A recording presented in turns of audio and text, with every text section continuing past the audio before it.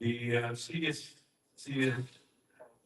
focuses on to elevate the quality of community services by promotion, evidence-based practices, fostering collaboration among providers, and empowering individuals and communities to access comprehensive, impactful support, ultimately improving the overall well-being of our local population, including and not limited to civil and human rights. We have collaborated in the recent months, last year also, the 30 Bureau of Investigation, FBI, Department of Justice, DOJ, and we have been in constant touch and in constant facilitation of all of our leaders, community leaders, our law enforcement, including and not here through the district attorneys of Dallas, Collin County, mayors, all the cities around us, Frisco, Plano, judges, civil rights leaders, NAACP, which is National Advancement of Colored People, and even we had an event a couple of weeks ago. We presented a client, Mr. Domingo Garcia, who is the president of LULAG, for the people in the city of Dallas. So we are all across, all around. We have fostered a simple message. For example, what is going right now is civil rights and human rights are two parallel things. They are entwined together. For example, we had our new Secretary of State, and he has blocked the new passports. These passports have three boxes in there where you give your gender. So there is a male gender, and the female gender, and the third is the next gender. So he has stopped all those passports with the X mark to check on the validity of that X. That's also a civil right issue. That's also a human right issue. Because all of the beliefs and all of the fostering and all of the communication in between all of us is based on a common thread. And the common thread is, number one, we are all humans. We may have different hats, you may have different hat, and you may have a different hat. But the commonality of all human beings on this planet is, and especially in this country, which is my country of choice, I am a first generation nationalized Texan, because when you become a Texan, you need to spend at least 35 years on minimum in Texas. And I am such a proud Texan, nationalized Texan, and an American for that matter. So this is my choice. This is something that I've enjoyed. This is something we all enjoy, right? So in all sincerity, when we say that we have a civil right issue, we have a human right issue, CECS has been promoting that. We want to make sure that everybody who has an opportunity to be in this community should be reflected, and if the rights of that person is somehow impeded, and if they are in conflict with the God-given rights that everyone possesses, then we, as a organization, are always there to give you a hand, to give you a lift on your issues there.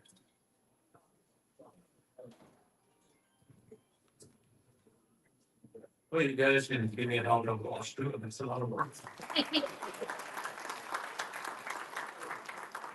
Yeah, well, I didn't want to make you, I mean, there's no law for us, and nobody said you could drink out, anything like that, it's all good. There are no ICE agents around here, no breakouts, and we are good. So we have a series of programs on human rights. We have spent discussion here today, but also before I do that, I'm going to use our CECS team. Our president is Nadeem Zaman. And our directors, Moeed. I am Parvez Malik, also a director, and then we have a new director, not the Ms. Malia Chaudhary. Raja Chaudhary is leading as usual, but Malia. So today what we have our discussion on is an extension of political and human rights in Pakistan. We have this team group of panelists from different parts of this country here. They are going to discuss the issues and merits on that.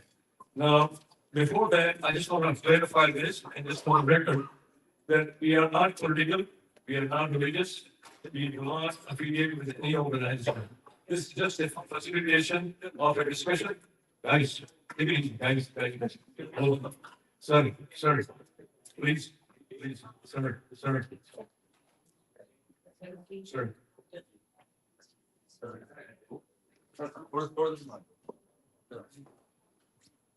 So, my apologies.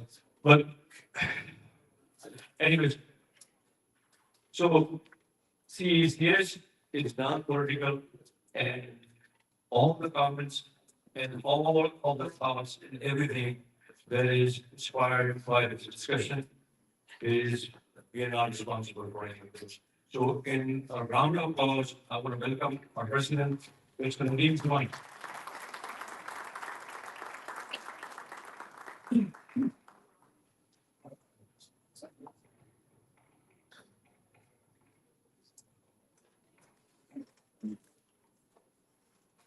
Or there's a trick to the microphone, so I'm supposed to do that.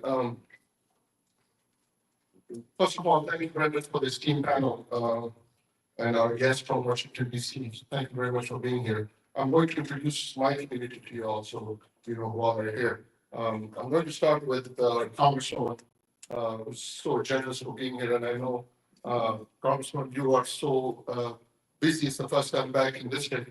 And I know you must have itineraries that I don't even look at. But for you to find time and being here shows your commitment to the community and how you take your job seriously. And we're so proud of you. So thank you so much for being here. Mayor, also thank you very much. You're such a generous mayor, and every time you come here, you find the time. And I wish you would have helped many else. That's fantastic. Thank you so much for being here. We really appreciate it. There's so many friends here, and if I start naming them, I think I'll forget someone, and then the rest of you will say you didn't mention my name. So all of you, thank you very much for being here. I'm going to find time and thank you by name as we progress. But as of right now, thank you very much. We're going to start the program. I'm going to invite the mayor. Mayor, I really want to thank and welcome our guest. So, Mayor Steve Ballard, of course.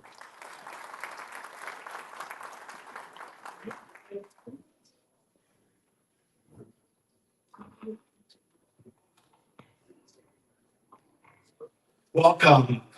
First off, on behalf of all of Carrollton, we welcome you to once again meet here, right here in the center of the Metroplex. We are the geographic center of the Dallas-Fort Worth Metroplex right here in Carrollton.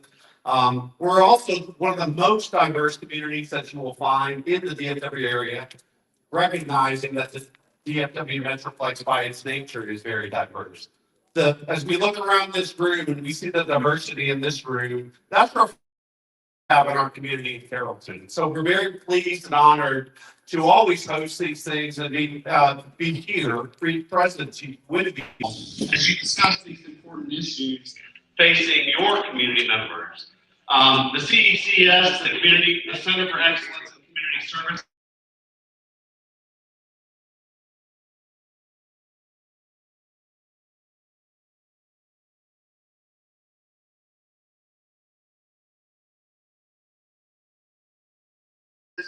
common. Celebrate our differences, but certainly understand that we have more in common than we do have different across the community and across our belief systems and so forth. So with that, I just want to, again, on behalf of all of Carrollton, thank you to the founders. Nadeem, thank you so much for all the work you do. Parvez and Mo over here. We appreciate the work that they do. We know that this stuff takes time and effort and passion. We appreciate them following their passion to ensure that each of you has the opportunity, each of you and all of Carrollton, all of the DFW Metroplex has the opportunity to learn, to grow, to build awareness, understanding, and where appropriate to plug in and become more active in the political processes for human rights and everything else. So on behalf of Carrollton, thank you so much for being here today. And again, thank you all. Thank you, Mayor.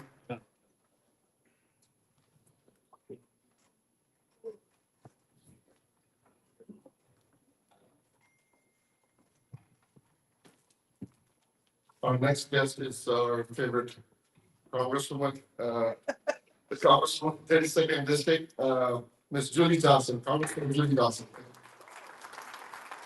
Thank you.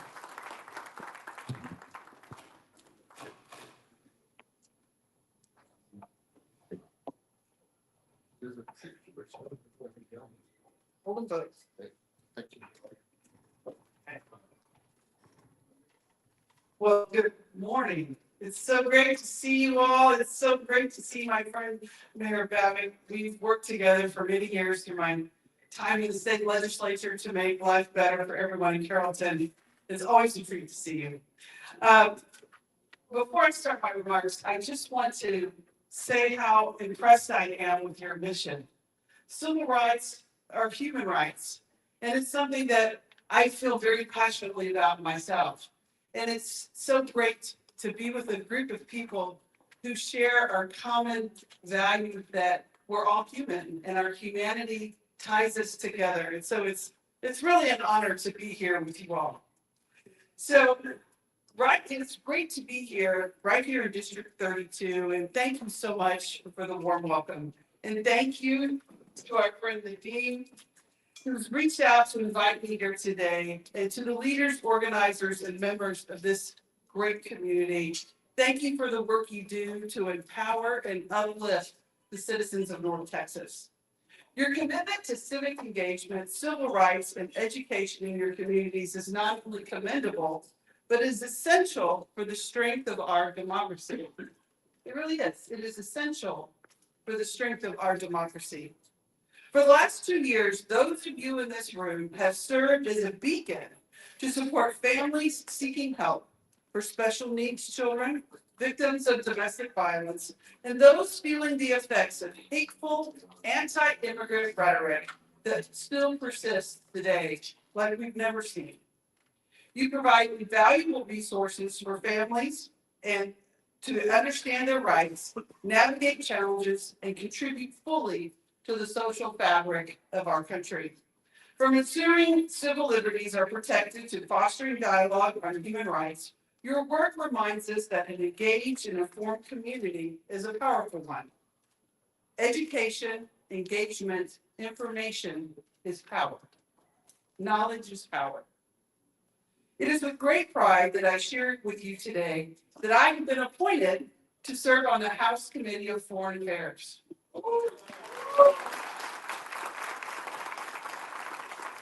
And with that, I am on the subcommittee of Central and South Asia. I'm going to need you. I need your guidance. I need your input. I need your counsel on how to better understand the ever-changing geopolitical dynamics that we have in this world. I need your help to have ideas about how to foster legislation to benefit us all, but in particular, your communities. You have that lived experience that I may not. So I need to learn from you, and I need your collaboration and your partnership, and I'm asking for it. So please don't hesitate to reach out to my office with your ideas. Sarah Slegman, right here, is my district director. She's here and available to meet with you to hear your brilliant thoughts of how we can improve human rights for us all. North Texas is home to a dynamic and growing South Asian community. Families who contribute to every sector, from medicine and technology, from education and entrepreneurship.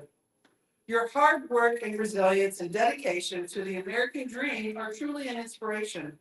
And let me be clear, I am here to be your partner in government.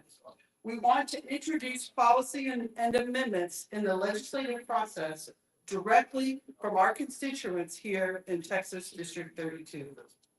I'm committed to working alongside you to address the issues that you are facing now and those that will come in the future. My door will always be open, and my commitment to you is unwavering. Together, We will make sure that every voice is heard and that everyone knows the power that they have in government. Together, we will work to build a future where all families, regardless of background, have the opportunity to succeed and feel secure. Thank you for your trust, your advocacy, and your belief in the promise of this nation. And I look forward to working with you in the months and the years ahead. May we continue to build a stronger, more inclusive, and more just America together. Thank you, and may God bless you all. Thank you so much.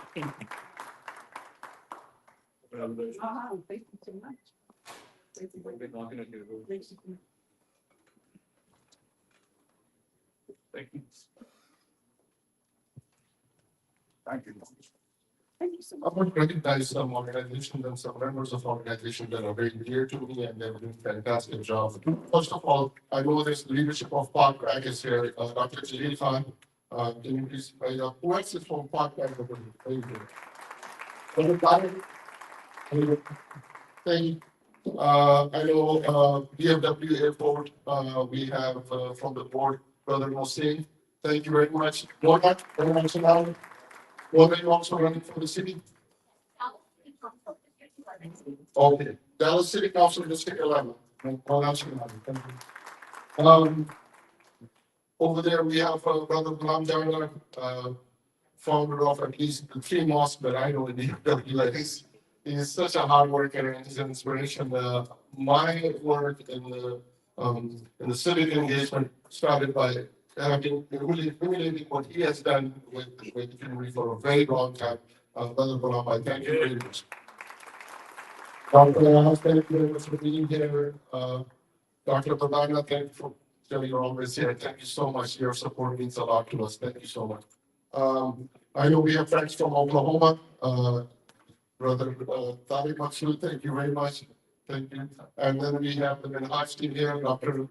Mansur Mia. Thank you very much. I know you have a big team here. Then over here, I have a bunch of personal friends. They have surrounded my good friend. There you go, Christians. They have surrounded my good friend.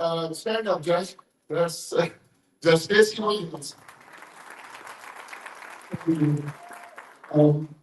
I know I can go on and on, and I know I'm missing some friends. Thank you very much. I'll catch up those who I've missed. Adil and Saraf, where did they go? Where are they? Oh, I'm sorry. Okay. All right. And then, of course, yes, Malik and the team there. Where is Lugapa? Lugapa, yeah. Thank you very much. Tina, thank you very much. Steve here, Steve. Oh, Steve's not okay. Thank you again. Last, we're going to talk a little bit about what CECS does, quickly, what we have done. For that, I'll give my microphone to our director, Moeed, and then we'll start with the program. Moeed.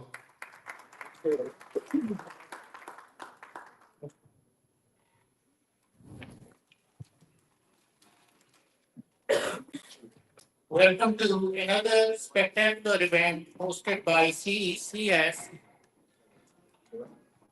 which stands for Center of Excellence for Community Services. I see a lot of familiar faces here and lots of new ones as well. Many of you have attended our events in the past. So all of you good friends, welcome and assalamu alaikum. I want to extend special thanks to Carrollton Mayor Steve Babbitt, Judge Stacey Williams, Congresswoman Julie Johnson, Dr. Moeed Pirzada, Wajahat S.Khan, and Shahbaz Gill for making themselves available on such a short notice. CECS is mainly comprised of me, Parvez Malik, and Nadeem Zaman, is a leading voice in Texas advocating civil rights and promoting civil liberties for immigrant community. Our motto is awareness, advocacy, and activism. We focus on topics which matter to immigrant community in the U.S., not only Pakistani or South Asian community, but to all the immigrants.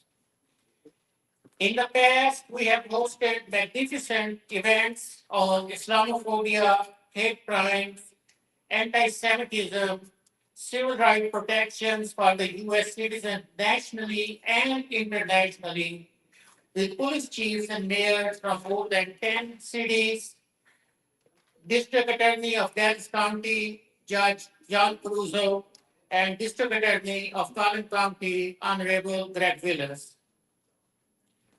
Our last two events were with Department of Justice, FBI, and U.S. Attorney's Office. We have special agent in charge of FBI here from Washington, D.C. First event focused on reporting and handling of hate crimes against immigrants in the U.S. The second event, which just happened on the 15th of this month, was very important and focused on transnational aggression. For example, if you are a US citizen and your family or relatives are being threatened somewhere else in the world, or your property is confiscated, or you are threatened by another country's government, due to your political or religious belief, you can, as a US citizen, file a complaint with FBI. And yes, if you do it properly, FBI will investigate that specific government official. They can go as far as putting them on no-fly list, deny them visa, and freeze their assets. If you missed that event, it was a very important event, very important for a lot of us on what's going on in Pakistan. Please reach out to me, Nadeem. All of you know Nadeem. One more time. Please reach out to him and he can guide you how to effectively reach out to FBI. It's not just going to their website and adding a comment on their website. You have to reach them effectively, and that's where here comes Dr. Shahbaz Gill, please. Dr. Shahbaz, chuck your button. At CECS, we focus on interfaith harmony, intercultural harmony, focusing on what we have in common rather than our differences. We focus how to connect our elected and government officials to the community and our community to the government and elected officials. Our last event had representations from Latino, Peru, Turkish, Filipino, Indian, Hindu, Muslim, Sikh, Jain, and Christian, Arabs, African Americans, Caucasians, and much more representation. CECS has played, and especially Nadeem, he played a leading role in establishing polling stations in multiple masjids in DFW. We have had multiple voting registration drives in the Muslim communities in Frisco, Plano, Garland, and much more. We had peace marches with the mayors and police chief in Frisco against the police brutality and police using aggressive force, and in Allen for promoting civil rights and as solidarity to the Allen Outlet Mall's shooting victims. We have worked towards the rights and needs of special needs kids and victims of domestic abuse in the Pakistani and South Asian and Muslim community.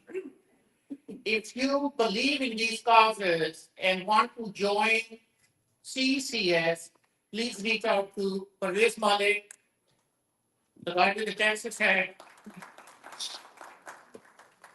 and or Nadeem Zaman, or you can reach out to me. Today's event will focus on human rights and state of affairs in our homeland, Pakistan. We have three great experts here with more than 3 million subscribers on YouTube, great audience, and a great panel here. With that, I would like to call the next speaker. Thank you so much.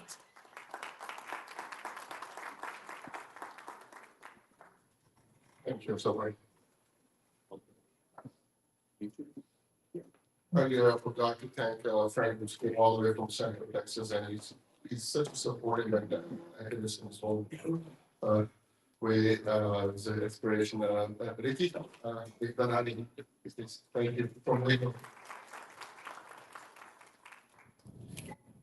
Okay, we're going to start with our guests from DC. And these are the folks who have actually inspired us or motivated us to hold this event. And I'm going to invite Tariq Ali Khan and Dr. Usman Malik right after this.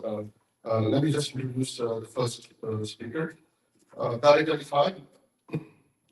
And Tariq Ali Khan is a philanthropist. He's a risk management professional, worked in the insurance company for a very long time.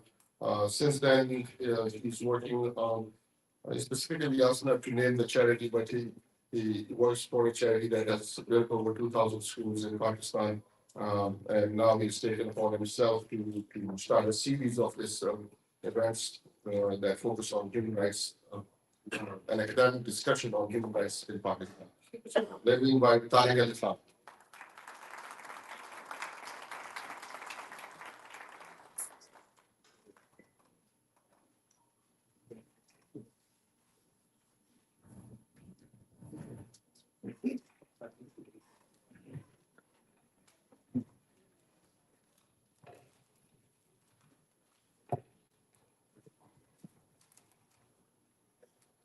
In the name of God, compassionate, the merciful.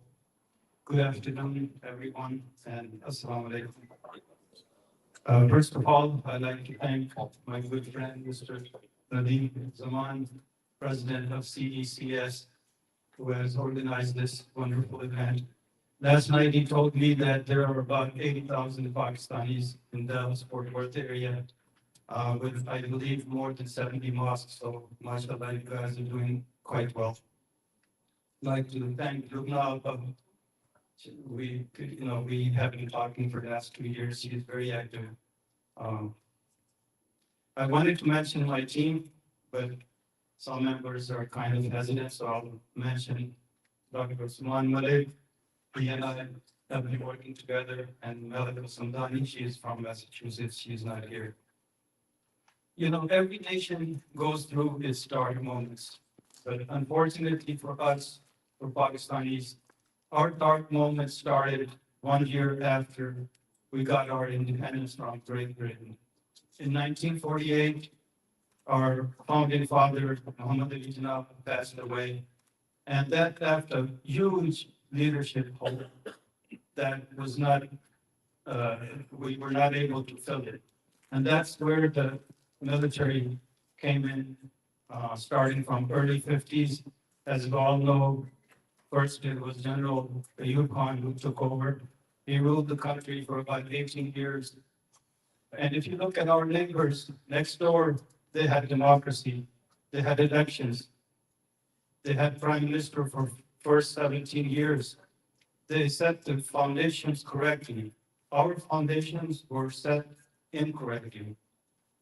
3 of the generals that army chiefs, they decided to become presidents of Pakistan. Each one ruled for 10 years each, approximately. In the same time, for 77 years of our history, none of the prime ministers were allowed to serve their full 5-year term.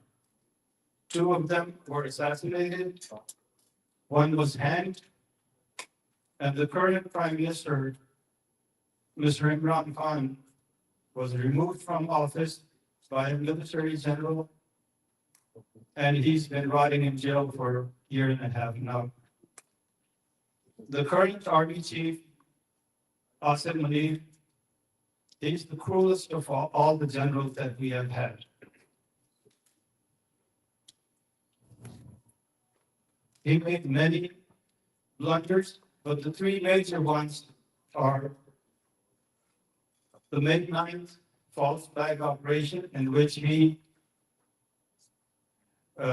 lured these peaceful protesters, since these government facilities are located in large cities. So he allowed them to protest. But then he sent his own men to put fire and cause damage to the buildings. And then he arrested maybe 10,000 peaceful protesters who mainly belong to Pakistan Movement for Justice Party, which in Pakistan is known as PTI. The second blunder that he made was rigging of 2024 elections in February. He handed over power to the people who lost the elections, and the folks that won the elections, many of their leadership has been put in jail. Since this is in Dallas, so I assume you guys are Dallas Cowboys fans, so I'll give you an example. Let's say there was a Super Bowl and Dallas Cowboys were playing in it, and I know they're not playing this year. So let's assume for a second they were playing New York Giants. And the Cowboys won by a wide margin.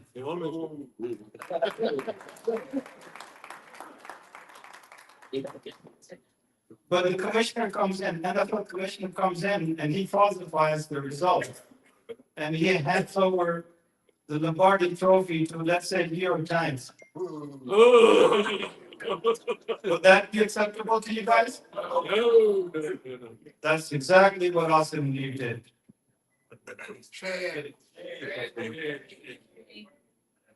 The third blunder that he made was the November 26th massacre in Islamabad, where peaceful protesters were just protesting. These were unarmed people, and he ordered shooting of these protesters, especially at nighttime.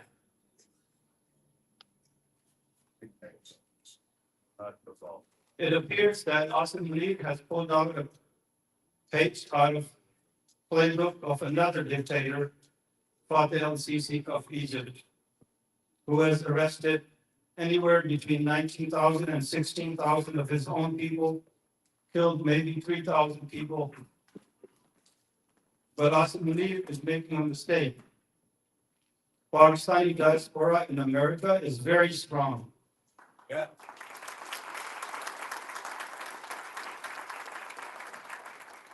They're financially stable, and they're becoming politically very influential. And we will not put up with this garbage. His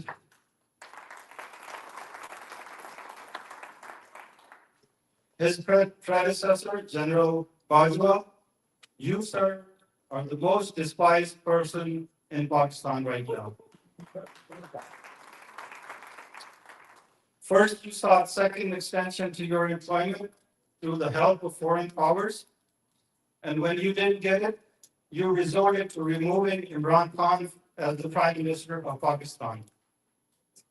It is widely believed in Pakistan that Donald Lu and former Secretary of State Antony Blinken, they also had their hands in the pie. I see Dr. Tariq and Dr. Jalil from Pakistan. Thank you, sir. I know you guys are moving towards banning Naqvi, I forgot his first name, Muslim Naqvi from coming to the United States. We're all with you.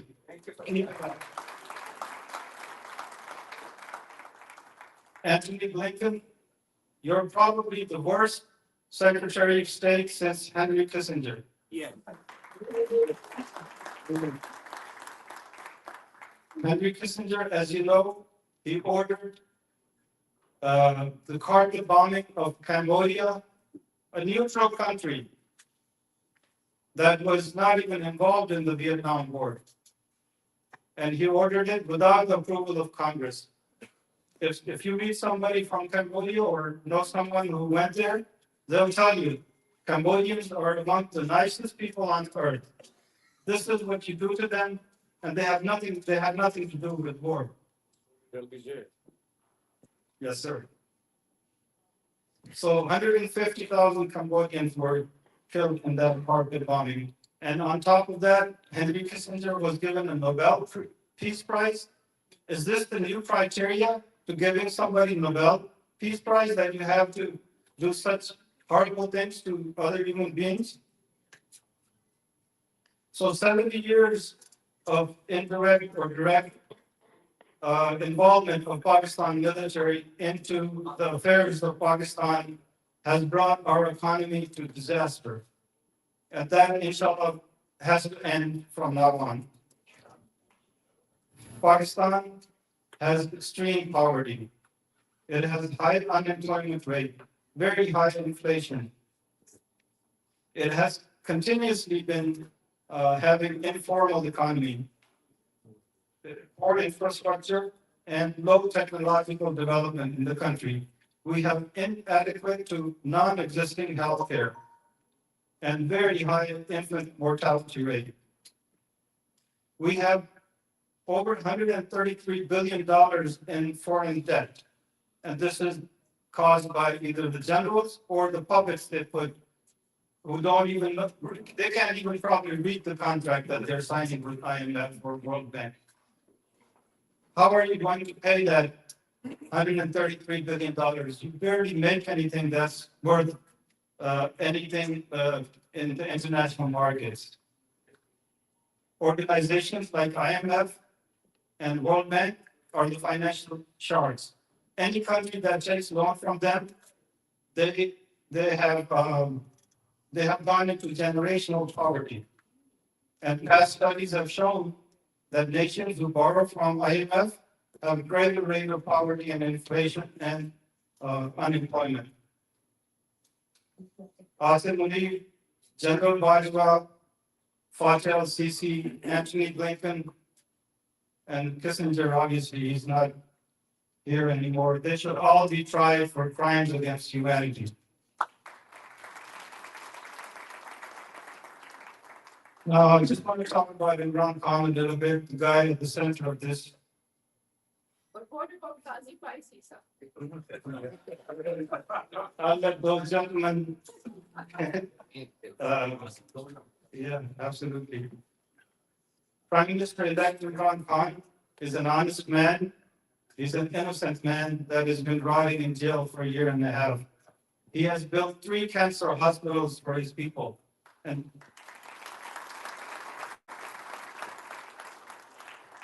he has built 1 university.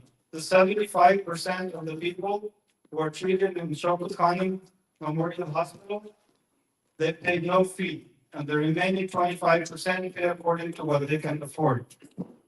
So in the end, I would like to voice my opinion, voice the opinion of vast majority of Pakistani Americans.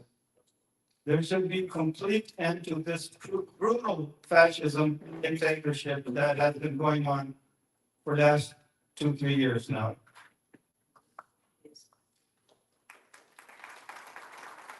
And you can start that, you can start normalizing things by releasing the 10,000 plus that you have illegally imprisoned. And this includes journalists, political workers, and human rights activists. And also that includes the human rights activists from the province of Balochistan.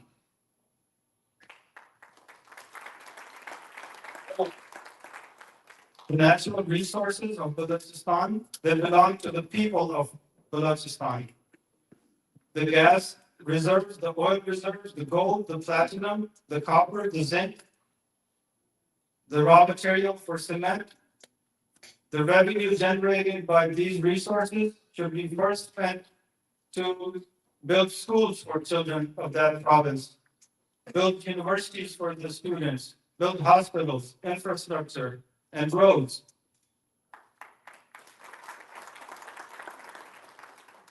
Dr. Marek Baloch and any other journalist and human rights activist who wants to come to the United States should be allowed to exit that country. Dr. Martin Baloch was recognized as one of the 100 emerging leaders by Time Magazine, and she was supposed to attend a seminar or a conference in New York. And the generals and the dictatorship did not allow her to leave the country.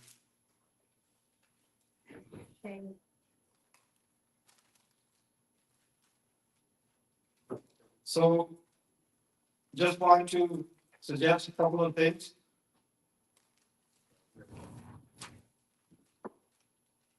There should be an independent and transparent commission to investigate the false flag operation of May 9th and the 26th November massacre in Islamabad. Come out with a plan to hand over power to its rightful owners, not the Kagame people that you have put as President, Chief Justice, and Prime Minister of Pakistan. The Pakistani community wants to have very strong bond with the United States. We want to also see democracy, true democracy in Pakistan. We want our economy to flourish, and we want to coexist peacefully with all four neighbors. We don't want any internal or external pressure on Pakistan. We'd like to see Pakistan as a truly sovereign country that determines its own destiny, its own foreign policy, and its own economic policy. And God willing, that day will come soon. Thank you. God bless America and God bless Pakistan.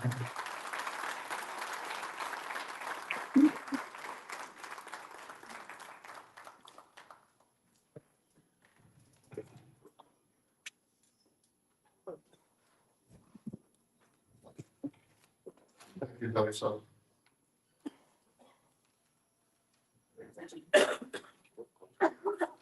I was just given a list of some friends who supported our events for a very long time. And, I was trying to make sure that none of them is left here.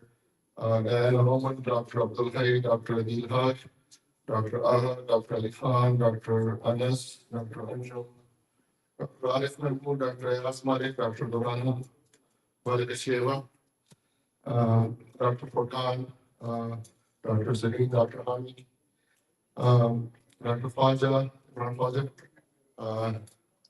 Dr. Jadid Khan, Dr. Tariq, Dr. Mohan, Dr. Nawam Hussain, Dr. Rabia Safarastan. Thank you very much. Dr. Tahir Khan, Dr. Moeed Gill, Dr. Usman Malik, Dr. Zain Nawaz, Dr.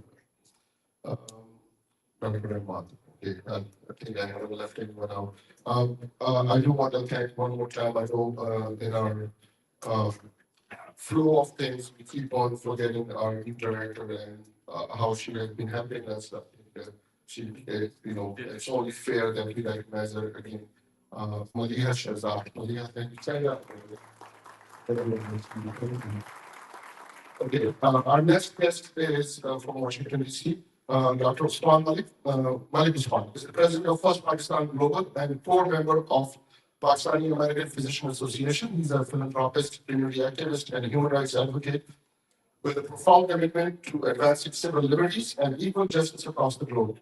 A graduate of New York University with honors, Dr. Usman has dedicated his life to uplifting marginalized communities and advocating for human rights and democratic values. As a passionate advocate for human rights, Dr. Usman has been at the forefront of numerous social justice initiatives. He has served as a board member for various non-profit organizations, both past and present. I present to you Dr. Usman Malik.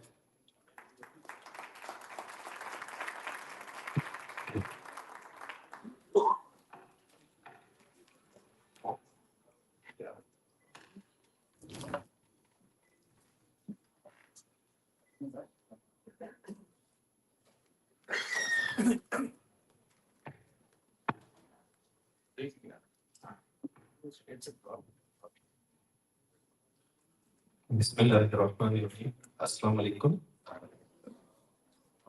Ladies and gentlemen, respected Mayor David, Congresswoman Julie Johnson, and esteemed panelists. Thank you so much for joining at this session. My name is Dr. Moeed Pirzada, and I represent First Pakistan Global, an organization committed for true democracy, rule of law, civil liberties, social justice, and equality. I'm also representing Pakistani American Physician Association, which have played a vital role in this pro-democracy and human rights movement. I'm here today as a voice for the voiceless, standing alongside the 250 million oppressed citizens of Pakistan who continue to suffer under a brutal military regime. I stand here today representing the family of Ashar Sharif, Zideh Shah, Amar Farooq, and the countless martyrs of Islamabad massacre, a tragedy that will forever scar the conscience of our nation. I speak for our mothers and sisters who have been abducted, detained, and humiliated because of their unwavering political activism. I'm here to represent every oppressed man, woman, and child who is standing for freedom, justice, and dignity. In a country where the voices are silenced and their rights are trampled upon. Dear friends, this is not just a political fight, it is a divine responsibility for all of us.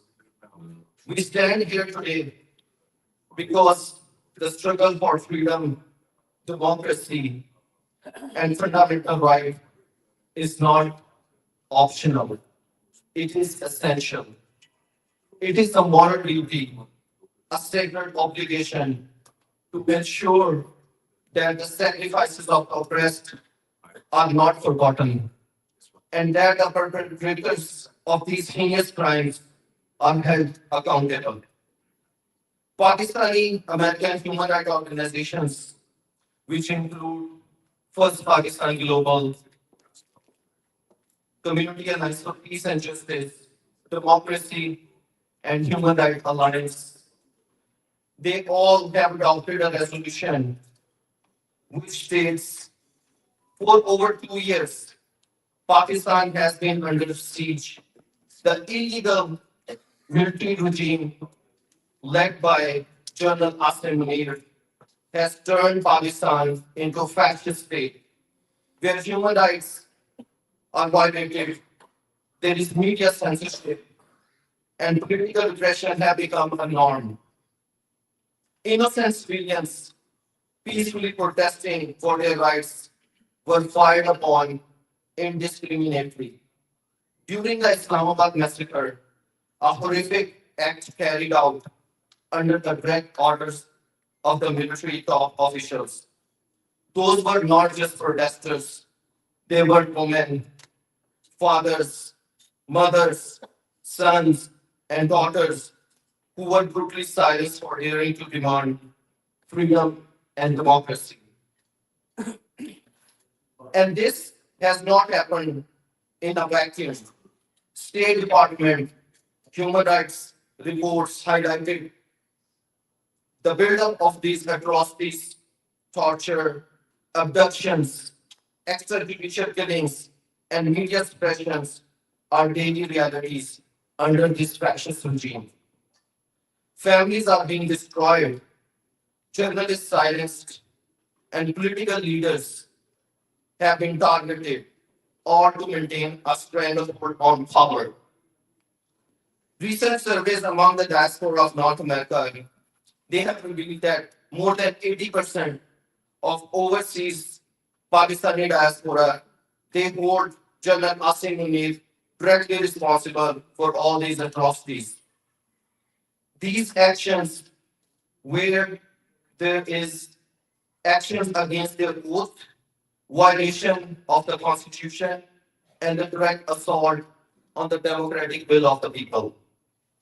We are encouraged by the international community for their growing awareness of these crimes. House Resolution 901.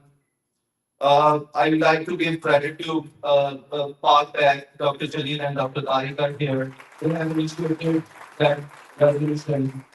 And then whole community, they took the ownership. And then we got 368 congressmen who signed that resolution, followed by a letter by Greg Starr, Summerly, and McGurn, which directly called out General Asim Munir, advocating for accountability through visa bans and travel restrictions. This is an important step, but much more needs to be done to hold this regime accountable for its war crimes and crimes against humanity. In any functioning democracy, those who violate these both express civilian governance and overstep constitutional limits must face consequences. General Asim Munir must resign immediately.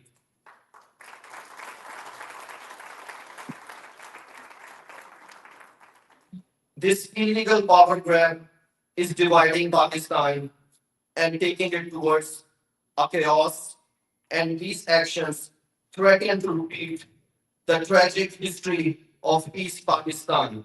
So you guys have this moral and ethical responsibility to stand up and stop this tyranny and stop this fascism.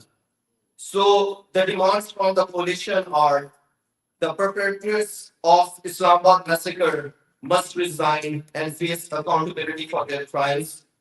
The military must end their illegal interference in politics and restore civilian supremacy. The international community must take decisive actions, including holding this regime accountable for the Islamabad massacre and other human rights violations. Pakistan's democracy must be restored through transparency, accountability, and the rule of law. This is not just a political battle, it is a fight for the soul of our nation. It is a fight for freedom, it is a fight for dignity, and for the fundamental human rights, and every human being deserves these rights. The overseas Pakistani diaspora stands united and ready to pursue every legal, diplomatic, and constitutional avenue to restore democracy and justice in Pakistan. To my brothers and sisters back home, we stand with you, and all these people that stand with you.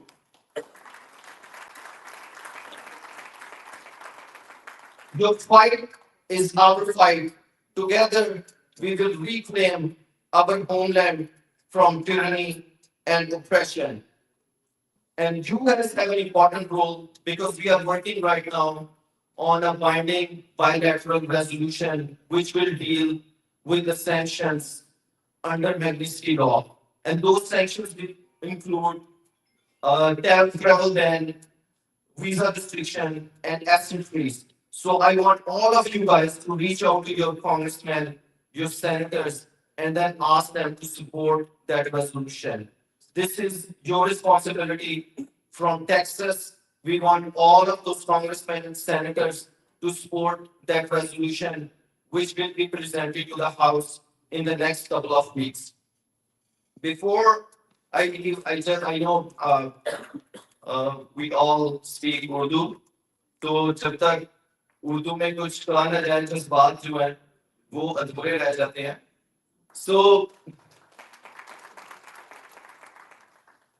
बातिल से डरने वाले ए आसमान हम नहीं, बातिल से डरने वाले ए आसमान हम नहीं, 100 बार कर चुका है तू इम्तिहान हमारा. तो अब आप लोगों के पास चॉइसेस ज्यादा नहीं है. आप लोग एनविजन करते हैं कि माजी में किस तरह से करबला का वाकया हुआ, किस तरह से जो 1971 का स्कूटर ढाका का वाकया हुआ, उस टाइम पे अगर हम लोग स्कूटर ढाका के अगर कुछ कर लेते तो हमें ये दिन नहीं देखना पड़ता. तो अभी आपके पास ज्यादा चॉइसेस नहीं है. यहाँ आप हुसैनियत के साथ खड़े हो सकते हैं, या आप चुप रह के यजीद का साथ दे सकते हैं, और या फिर आप कूफा वालों की तरह चुप करके एक साइलेंट स्पेक्टेटर की तरह साइड में खड़े हो सकते हैं। और फिर पाकिस्तान में जिस तरह बी चौक का नाम कह रहे हैं कि शहीद चौक रख दिया जाए, एक और आपको इसी तरह का चौक बना के दे दिया जाएगा। और अगर आपको पाकिस्तान की आजादी चाहिए, पाकिस्तान की हकीकी जमहूरियत चाहिए, पाकिस्तान में आइन की बालादस्ती चाहिए, तो ये आप सब लोगों ने लेकर आनी है। हम कब तक यहाँ पे बैठ के रजीम को रिस्पॉन्सिबिलिटी देते रहेंगे? उनके पास तो पावर है, उनके पास रिसोर्सेज हैं, बिलियंस ऑफ डॉलर है, वो तो एंजॉय करेंगे जिसके पास पावर है। ये आप लोगों ने उनको रोकना है, और अगर आप लोग उसको नहीं रोकते तो ये हम सब की वीकनेस है। तो इसका मतलब है कि हम हुसैनियत के साथ नहीं खड़े। तो आप लोगों से ये मैसेज है कि आप लोग अपना हक खुद लें, जो पाकिस्तान के लोग हैं वो अपने हक के लिए खड़े हों। इसीलिए कहा गया था कि हजार खौफ हो लेकिन जुबान हो दिल की रफीक, यही रहा है असल से कलंदरों का तरीक। तो पाकिस्तान के लोगों से ये इल्तमास है कि वो अपने राइट्स के लिए खड़े हों, एक पूरा मन जद्दोजहद करें और एक खुशहाल पाकिस्तान को वापस क्लेम करें। Thank you so much.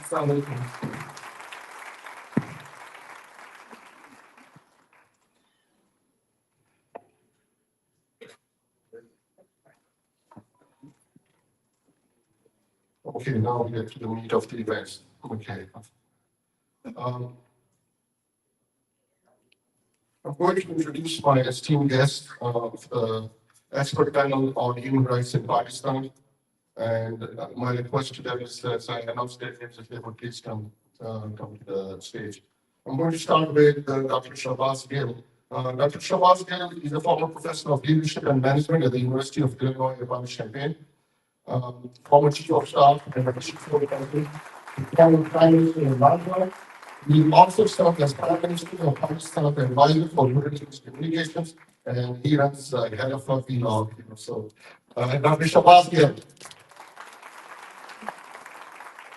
I want to state that Dr. Shahbaz once said, if you would please, and Wakal Yap is the piece, there's a connection here. Dr. Wakal is the nephew of Senator Azam Swati, and we know that it was Azam Swati and Shahbaz Gill who actually exposed the regime's atrocities and inhuman treatment that they have given to those who are incarcerated illegally. So thank you very much for such a brave story, you and for your country. Thank you very much. Thank you. My next guest again is a fellow Pashtun, and speaking of fellow Pashtun, Shahbaz, okay, just made it. Thank you. All right. Wajahat S.Khan is an Emmy-nominated journalist and author reporting on Indo-Pacific security and focusing on Afghan conflict. And adjunct professor at New York University's Center of Global Affairs and non-resident senior fellow at Washington's Atlantic Council. Wajahat S.Khan is a graduate of Columbia University School of Journalism and the University of Michigan, as well as Pakistan's only Schornstein's Fellow for Harvard University's John F. Kennedy School of Government. He has reported from 16 countries covering conflict, diplomacy, and media for digital, cable, and network news. During the final years of U.S. military operations in Afghanistan, Khan was bureau chief in Kabul and Islamabad for NBC News, and embedded with over 100 years of Afghan, Indian, and Pakistani military and paramilitary units as he covered South Asia for leading U.S., British, Indian, Japanese, and Pakistani networks and publications since the beginning of 2001, the U.S. invasion of Afghanistan. Recently, he served as the digital editor at Nikkei Asia, where he launched Nikkei's first podcast series and edited a popular weekend newsletter and the Asia Group. He frequently dabbles in cricket and is the author of the 2019 Amazon Harper column nonfiction bestseller Game Changer, being China Free. He lives between New York City, London, and Karachi. Used to. Wajahat S.Khan.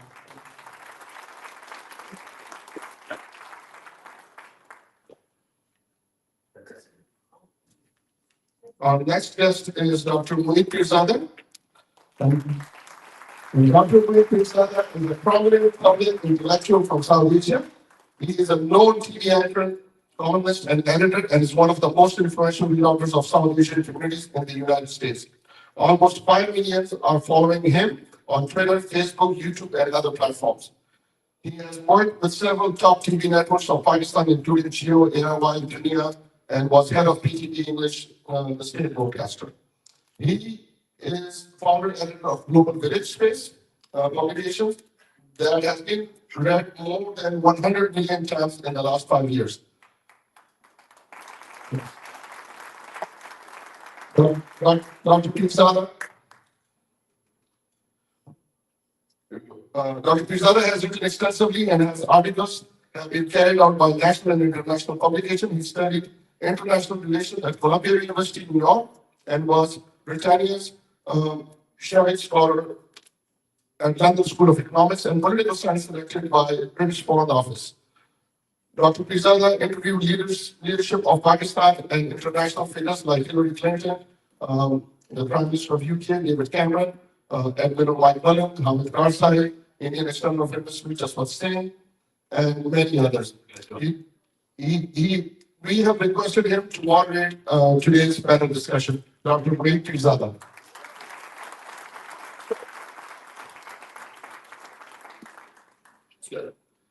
The next two guests are via Zoom.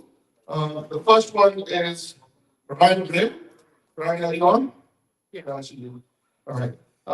Ryan Grimm is a co-founder of Dropside News and the host of podcast Deconstructed. He was previously DC bureau chief for The Intercept and the Washington bureau chief for Huffington Post, where he led a team that was twice the finalist for the Pulitzer Prize. Yeah. And they won once.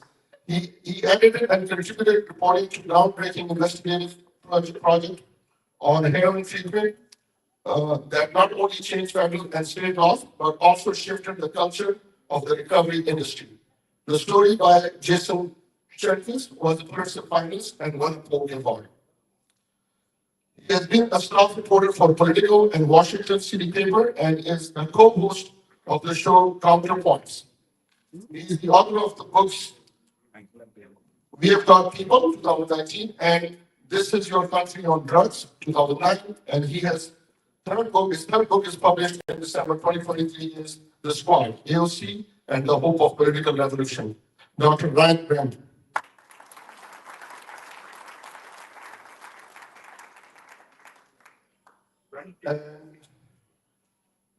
Dr. Grimm, did I see you on the McLaughlin report also?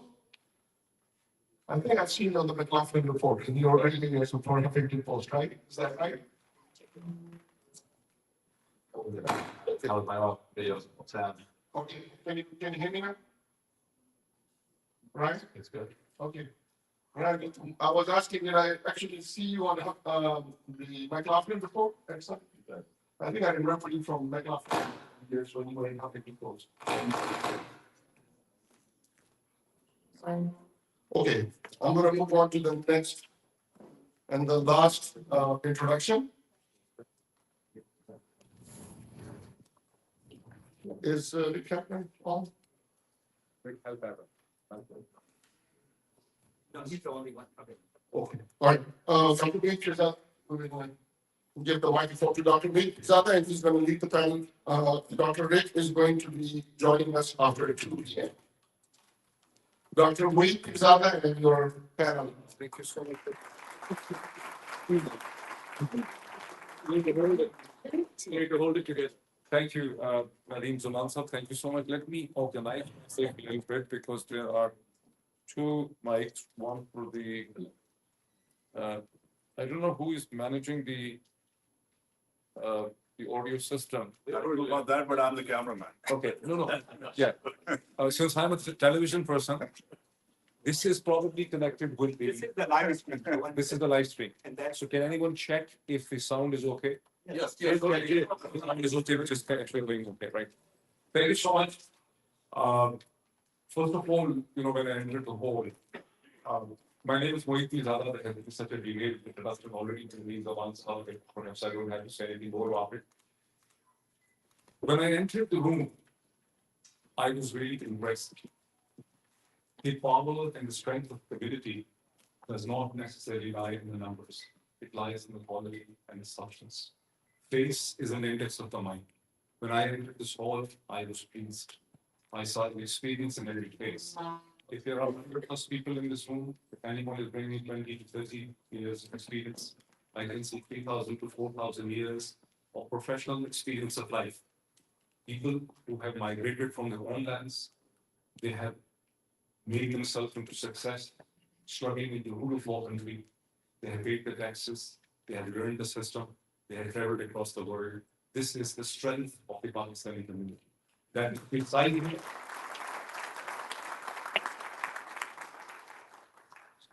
in the last 2.5 years, I got the opportunity of traveling across different parts of the United States and Canada.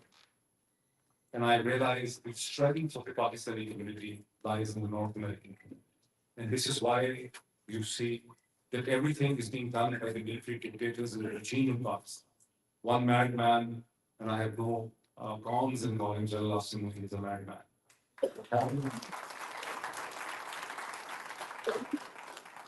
What happened on the dark night of 26th November 2024 was an act of madness.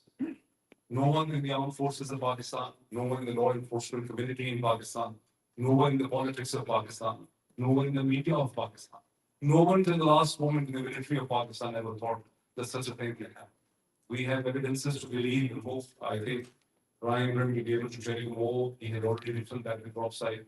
That how in the last moment, even the military officer was surprised. I mean, such a thing can happen in the center of Islam, right in front of the Supreme Court of Pakistan, right in front of the Parliament of Pakistan, the Senate of Pakistan, literally 1 mile crow flight away from the diplomatic corps, 1 mile away from the US Embassy, from the British High Commission.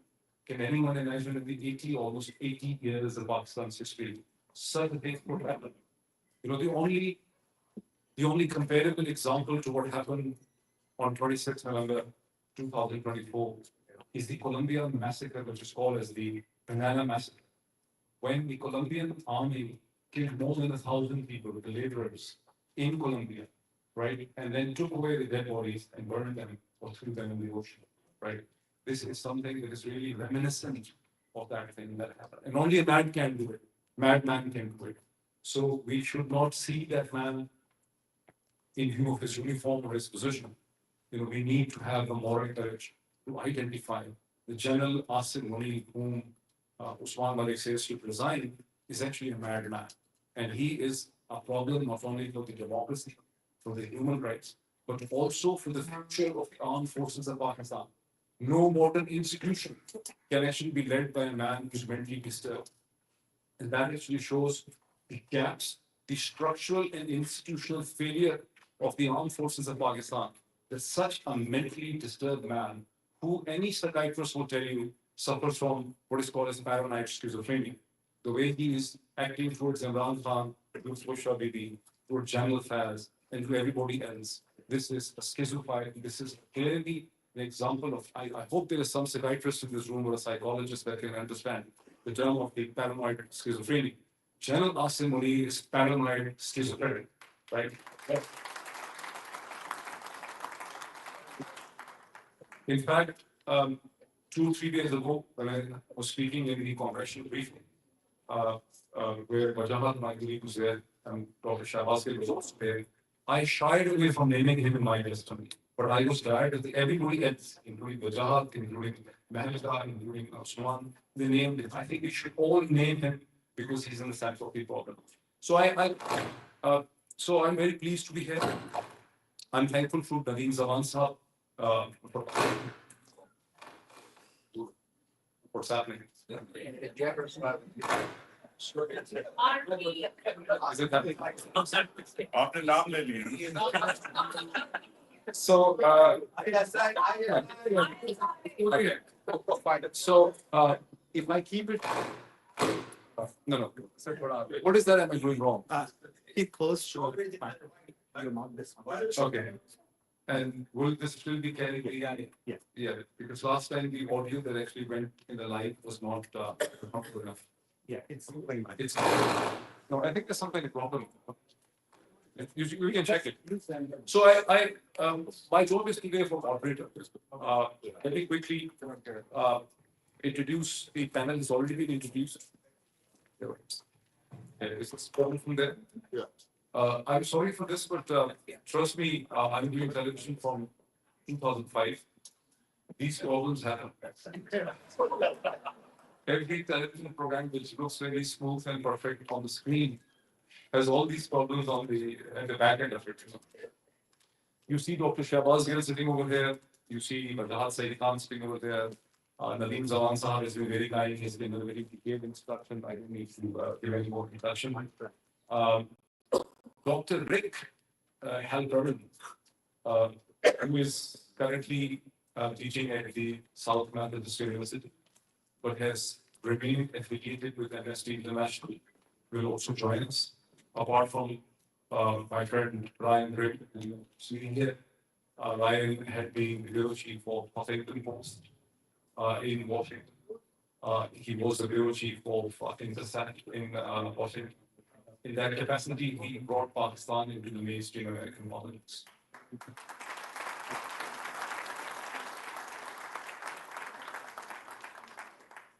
It was the wonderfully written investigative pieces by Ryan Griffin and his team from the platform of the Intercept that compelled the State Department to take notice, that brought other congressmen, because he was from the mainstream American pop, and now he's the founder editor of Topside. So the way this session will go is, our themes are three or four.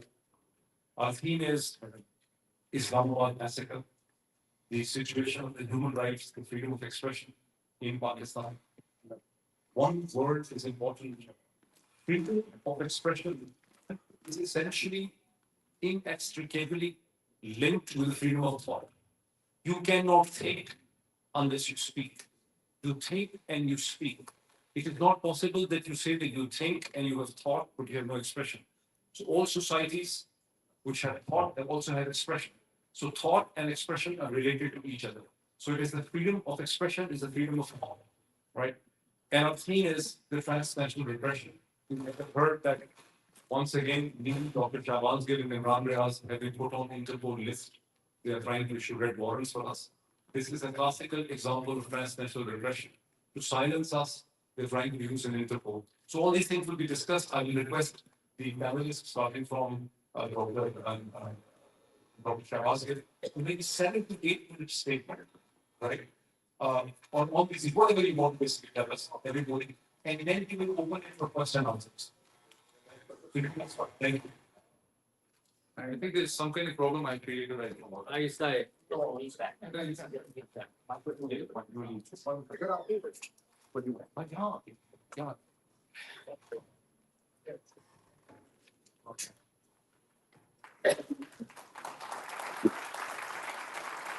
Thank you.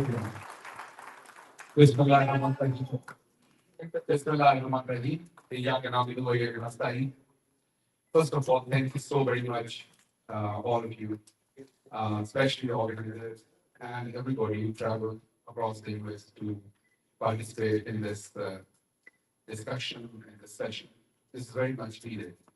I will talk a little bit in English and then I'll move to Urdu because people I want to talk with, they understand that language better than I can speak that language better. I'm not that proficient in English. First of all, what is our tragedy as a word?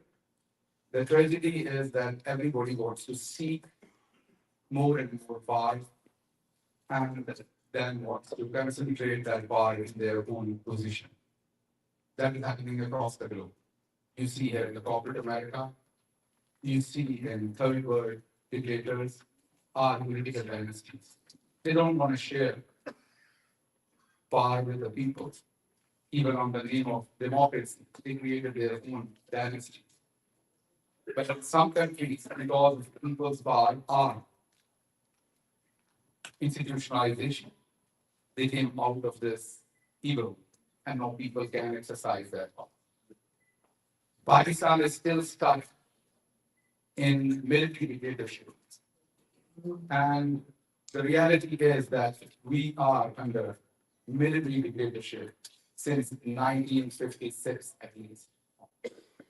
So we were never out of that dictatorship. It's just they had some facades sometime in the name of Zulfikar Ali Bhutto, sometime in the name of Sikandar Mirza, and then Benazir Bhutto, and then Nawaz Sharif, and then we felt that Imran Khan's government, we are calling the shots, but actually one independent prime minister came, and I've seen by standing behind his right shoulder that he was trying to call the shots for the betterment of Pakistan.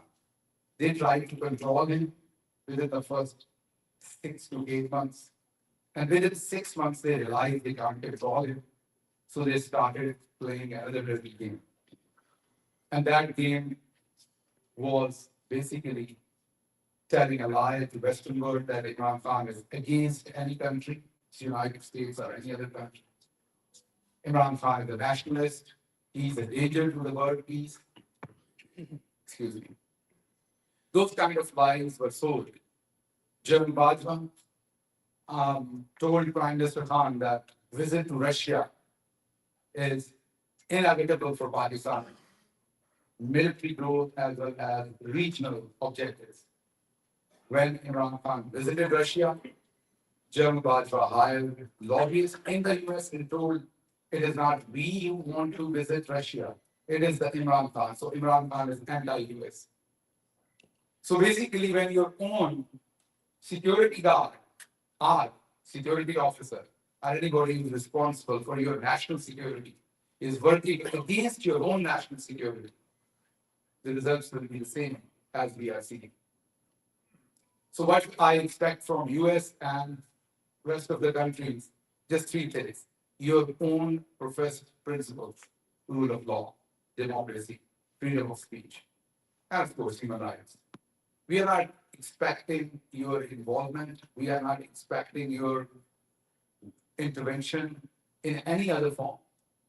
All we want that journalists like Asim Munir should not be supported for their fascism, the way they are killing people, the way they are silencing Pakistani voices. And it is not only in Pakistan, in many other countries, but Pakistan's case is brutally extreme. So, my last word in English, and then I'll talk a couple of things in Urdu because time is very short. As I said, if we get support of US, because currently we have very high hopes because Marco Rubio, he has a very stated position that they shouldn't be supporting any dictator anywhere in the world because that is against the US interest. When you support, very rightly explained by Marco Rubio that when you support any dictator and they try to silence their public over there with force, with brutality, that public automatically turn against the United States of America. So United States of America needs to partner with democracy, with people of those countries instead of dictators. आप थोड़ी उर्दू में बात करते हैं। देखिए मैं 3-4 बातें कहूंगा उसके बाद हमने डिस्कशन करनी है प्लान। हम सबको पता है पाकिस्तान में क्या हुआ है, जनरल आसिम मुनीर ने क्या किया है। 3-4 जनरल्स हैं, जैसे मोईद अक्सर कहते हैं, दूसरे दोस्त कहते हैं कि कोई एस्टैब्लिशमेंट नहीं है पाकिस्तान में। एक बादशाह बनता है, मिलिट्री चीफ बन जाता है और फिर पूरा सिस्टम उसके सामने सब होता है। यहाँ तक कि जो पॉलिटिकल लीडर बैठा होता है, उसके जो कॉमरेड होते हैं, जो उसके डिप्यूटीज होते हैं, वो भी वहीं पर जाके हाजिरी देते हैं। उनको भी लगता है फलाल वहीं से निकले। आप सोच रहे होंगे वो कैसे? अगर वो वहां नहीं जाएंगे तो चौथे दिन उनकी सच्ची या झूठी फाइल प्राइम मिनिस्टर के सामने आ जाएगी। ये तो बड़ा करप्ट है। अब प्राइम मिनिस्टर अगर नहीं उतारेगा उससे तो अखबार को लीक कर दी जाएगी वो कि फलान इमरान खान का या प्राइम मिनिस्टर का एडवाइजर करप्ट है اور دیکھیں اس کو حکومت نے بٹھایا ہے. میڈیا اسٹیٹ فون کرتے ہیں, ہر اسٹیٹ میں 4 5 تگڑے اینکر رکھے ہوئے ہیں, اور وہ ان کو کہتے ہیں ہم پہلے وہ پڑ جاتے ہیں. ہم بھی حفاظت کے ساتھ تماشبین قوم ہیں, ہمیں بھی وہی پسند ہے. اور اس کے بعد جو پولیٹیکل لیڈر ہے وہ سوچتا ہے کہ میں کیا کروں, تو ایک ایک کر کے اس کے ارد گرد جو کام کے بندے ہوتے ہیں یا اس کے لائرسٹ ہوتے ہیں ان کو ان سے دور کیا جاتا ہے.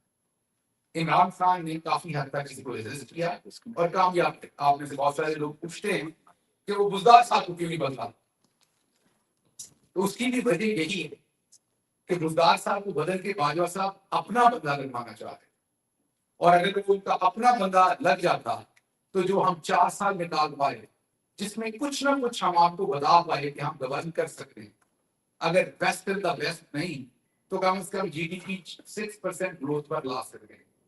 اگر بیسٹ ان دا بیسٹ نہیں تو 20 بلین سے ایکسپورٹ کو بڑھا کے 30 بلین پر لے جا سکتے ہیں. اگر بیسٹ ان دا بیسٹ نہیں تو ٹاپ 3 بیسٹ کنٹریز جنہوں نے کووڈ کو مینج کیا ان میں پاکستان آ سکتا ہے. تو یہ آپ کو پتہ نہیں چلتا اگر ہمیں 4 سال نہ ملتے. اب یہ جو آپ سارے جڑے بیٹھے ہیں, آپ میں سے کئیوں کے والدین جو ہے وہ اللہ کو پیارے ہو چکے ہوں گے, اللہ ان کی مغفرت کرے. جن کے زندہ ہیں تو ان کی زندگی دے. کئی موقعوں پر آپ کو وہ یاد آتے ہیں, آپ روتے ہیں ان کے, لیکن میں دعوے سے آپ کو کہتا ہوں کہ آپ کو وہ یاد نہیں آتے, آپ کو ان سے جڑی ہوئی اپنی ضرورتیں یاد آتی. جب آپ کی وہ ضرورت افیکشن کی, محبت کی, سیلفلیس جو ایک سیکریفائس اور ڈیووشن کی کوئی اور پوری نہیں کرتا تو آپ کو وہ یاد. ایسے ہی اب آپ یہ جو سارے کھڑے ہیں یہ عمران خان کے لیے نہیں کھڑے, آپ سب کو وہ وقت یاد آتا ہے جب ایک شخص آپ کے لیے لڑ رہا تھا. اور اب آپ کو جو پونے نظر آ رہے ہیں جو جنرل قاسم منیر نے انسٹال کر دی ہیں, آپ کو اب سمجھ آئیے کہ وہ بہتر تھا. ہمیں وہی بننا چاہیے کیونکہ اس کے ساتھ ہماری آنر کی, انٹیگریٹی کی ضرورت جڑی ہوئی.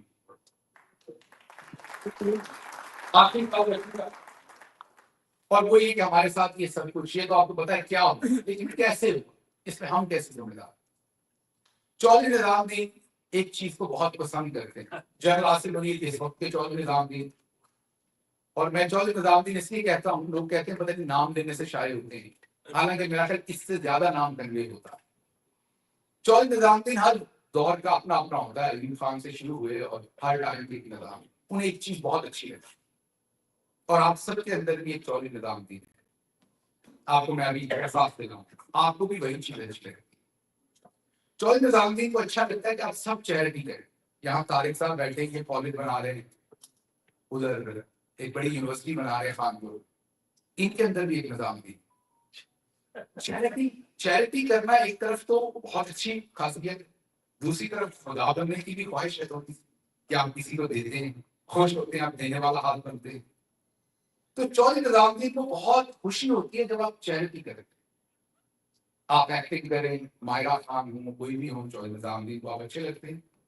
آپ کرکٹ کھیلیں, شاعر افریدی ہوں, کچھ بھی ہوں, آپ بڑے اچھے لگتے ہیں.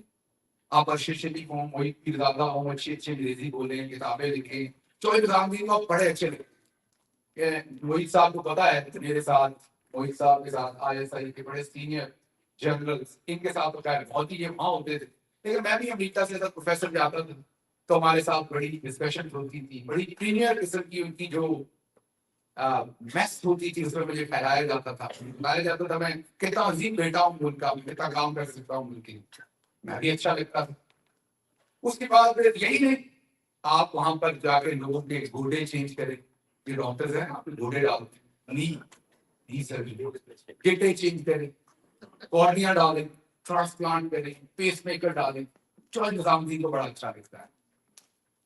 آپ یہ سب کچھ کر سکتے ہیں, بزنس کریں, وہاں انویسٹمنٹ کریں, چودھری صاحب یا ان کے بیوی بچے یہاں آئیں, ان کو ہوسٹ کریں, آپ انہیں نیمنس پہ لے کے جائیں, شاپنگ کروائیں, سب اچھا لگتا ہے. ایک چیز چودھری صاحب کو پسند ہے, جب آپ سوچیں, آپ کے تھاٹ سے چودھری کو ڈر لگتا ہے. تو جب آپ آزاد سوچتے ہیں, آزاد بولتے ہیں, وہ آپ یہاں سے بولیں, وہاں سے بولیں, چودھری آپ کے اشتراکوں کو پیچھے تنگ کرے گا. आपका पासपोर्ट कैंसिल करेगा, आपका शनाख्ती कार्ड बंद करेगा, आपका नाम लिस्ट पे डालेगा, अगर आप वहां हैं तो आपको उठा लेगा, और अगर आप तभी नहीं बाज आएंगे अरशद की तरफ, आपके नाखून खींच के आपको कत्ल कर दिया जाएगा। और हम भी सारे इस बात में खुश हैं कि देखें कितने सारे काम। मैं अभी, मेरे एक दोस्त है इमरान शरीफ, कैलिफोर्निया में डॉक्टर है, बड़े अच्छे भले आदमी। कल परसों मैंने उनकी तस्वीर देखी, पूरे में दांत गिन सकता था, कम से कम कोई 28 दांत उनके हंसी में बाहर आ रहे थे। मोहसिन नकवी को जब भी डाली हुई थी और तस्वीर खिंचवा रहे थे। अब अगर आप उनसे पूछे तो वो ये अपना कि आपके जितने ऊपर लोग बैठे इनसे पूछे तो ये आपको क्या कहते हैं, वो देखिए कि हमने वहां चैरिटी का काम करना है यार, तो इसकी एडमिनिस्ट्रेशन के साथ हमने काम करना है, तो हम इनसे कैसे बिगाड़े, हम तो पाकिस्तान में अच्छा काम कर रहे हैं। तो फिर हमने ब्रिटिश से आजादी क्यों ली थी? डाक तब बेहतर थी, रेलवे तब बेहतर था, पुलिस तब बेहतर थी, पूछ रहे अपने किसी बुजुर्ग से जोड़ के दवाने में रहा, करप्शन नहीं थी, तो ब्रिटिश से क्यों आजादी की थी हमने? हमें क्या मुसीबत थी उनसे? तो असल बात यह है कि सबसे प्रीमियर चीज आपकी सोच की आजादी है। आप अपने बच्चे को घर में सोने का चम्मच दे दें, उसे बात ना करने दें, उसे आजादी से अपने थॉट्स को एक्सप्रेस ना करने दें, वो आपके साथ खुश रहेगा। तो हमने एज अ कौम खुद ये सब कुछ किया, इस बिगाड़ का माजरत के साथ हम हिस्सा है। हम चैरिटी की तरफ लग गए कि मैंने नलके लगवा दिए, ये मैंने ये कर दिया, ये मैंने कॉलोनियां चेंज कर दिए, ये मैंने स्कूल बना दिया, ये मैंने दस्तकारी का सेंटर बना दिया।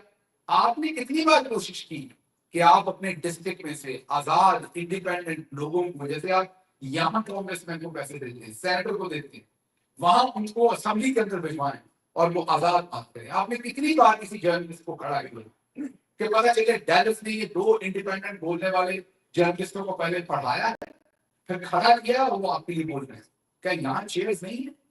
ये बताएंगे आपको अभी वजाहत के, पूरी दुनिया के अंदर चेयर्स हैं जहां पर जाके आप पढ़ के आप जर्नलिस्ट बन सकते, आप और बहुत कुछ कर सकते। तो आप क्योंकि सबसे क्रीम है पाकिस्तान की जो यहाँ लोग बैठे, आपकी जिम्मेदारियां भी सबसे ज्यादा, तो अपनी डायरेक्शन आपकी बढ़ ये कि हम दुरुस्त करें, हमें चैरिटी बिल्कुल कीजिए, लेकिन जो असल काम है कि हमें बोलने और सोचने की आजादी है, जब तक वो नहीं होगी काम आगे नहीं बढ़ेगा। और वो आएगी जब तक आप पॉलिटिक्स में इन्वेस्ट नहीं करते, जब तक आप जर्नलिज्म में इन्वेस्ट नहीं करते, जब तक आप एजुकेशन की इस साइड पे इन्वेस्ट नहीं करते। तो अपने आप से वादा कीजिए कि अब आपने ये चैरिटी के चक्कर में आपने अपनी जो इंटेग्रिटी है उसका सौदा नहीं करना। सबसे पहले आपने अपनी आजादी हासिल करनी है, बराबरी का असूल के, अगर जनरल साहब को एक बात ठीक लगती है और आपको बुरी लगती है तो आपके पास कहने का हक मौजूद होना चाहिए। तो इतनी ही बात में, उसके बाद अभी पैनल पे बैठेंगे, आपसे बातचीत करेंगे, लेकिन आखिरी बात की क्या सफाई से नहीं, ऐसा नहीं है। 77 साल के बाद हम सबको एहसास हो गया है, उसका रीजन इमरान खान बने, ये मूवमेंट बनी है, तो ये बड़ी खुशहाल बात है। अब हम सबको पता है कि असल इवल है क्या पाकिस्तान की और हमने उसे दुरुस्त क्या करें। मैं हरगिज़ आपको इस तकलीफ में चैरिटी से मना नहीं किया, लेकिन मैंने आपको कहा कि प्रायोरिटी लिस्ट में किसी और चीज को भी ऊपर जरूर रखिए, और वो है freedom of thought. Watch you.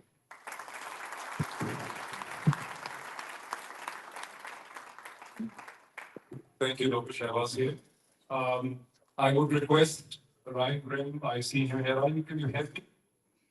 Okay, so I just have the line so I request Ryan Grimm to give his statement, at least within 10, 11, whatever minutes, and on the subjects of how you have seen the situation. So give us a comment and then we'll go to the question and answers. Thank you. Sure. Can everybody hear me? Yes, excellent. Yes. Well, thank you. I'm sorry that I couldn't be there in person with everybody today. Hopefully, in the not too distant future, we'll be able to get together. For those of you who may not know, my wife was recently diagnosed with breast cancer and is undergoing chemotherapy now, and so our family is not doing any travel until that's complete. The prognosis is very good. We expect this to be a thing that happens, a thing we go through and come out on the other end fairly soon, and a lot of people in the Pakistani diaspora have been extremely truly warm and supportive as we've been going through this process. Wanted to just extend my thank you to everybody for that. Just to say a few quick things about the state of play.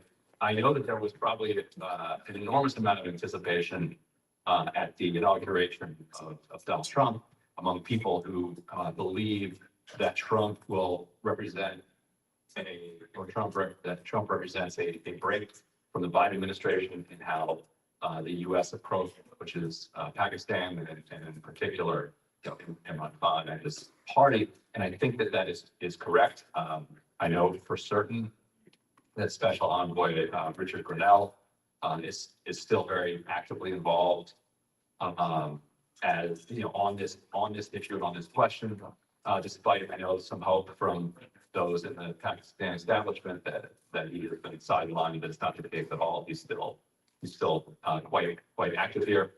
What I would say is that people need to remember that Pakistan is in Washington, almost never top of mind or at the front of the line when it comes to issues that are being confronted by policymakers in Washington. Just simply isn't the case, and so there will have to be some patience, I would suspect, before who knows? Trump could tweet something while I'm speaking and change the equation. But it may take some time. I know that there's pressure coming from the diaspora and others for targeted sanctions to apply to particular Pakistani officials. And I think that there is some movement in that direction, and that the second that it's even kind of hinted at and alluded to as a possibility, the establishment will fold, because once the sanctions start to bite, the target sanctions start to bite, it's very difficult to get the teeth off. It's much easier to just prevent them from happening in the first place. And so at that point, a choice will have to be made by particular officials, whether they want to risk these sanctions or whether they want to just restore democracy and human rights to Pakistan.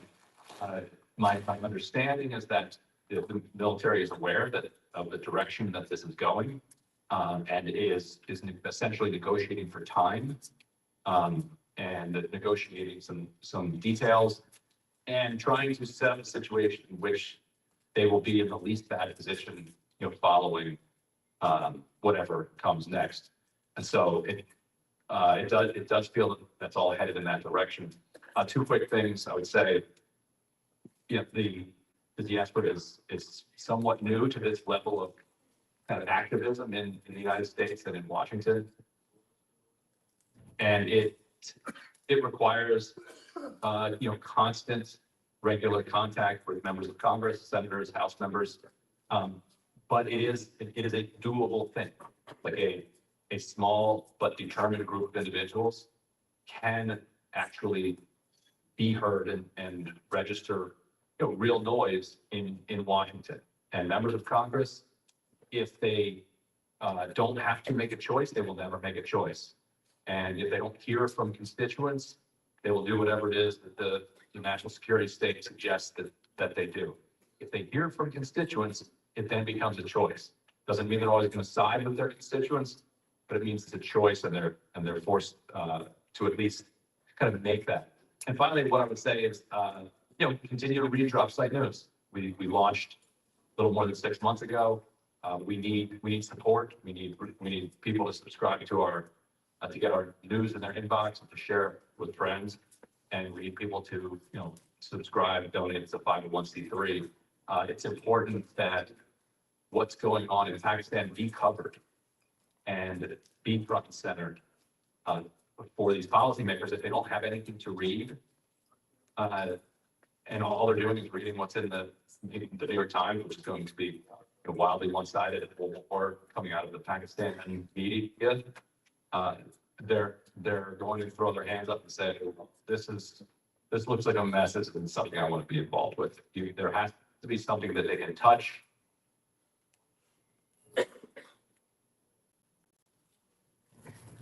they feel that they can trust and that they can ground them still. Again, I wish, like I said, I wish I could be there, but happy to answer, be part of this, part of the question and answer session, afterwards.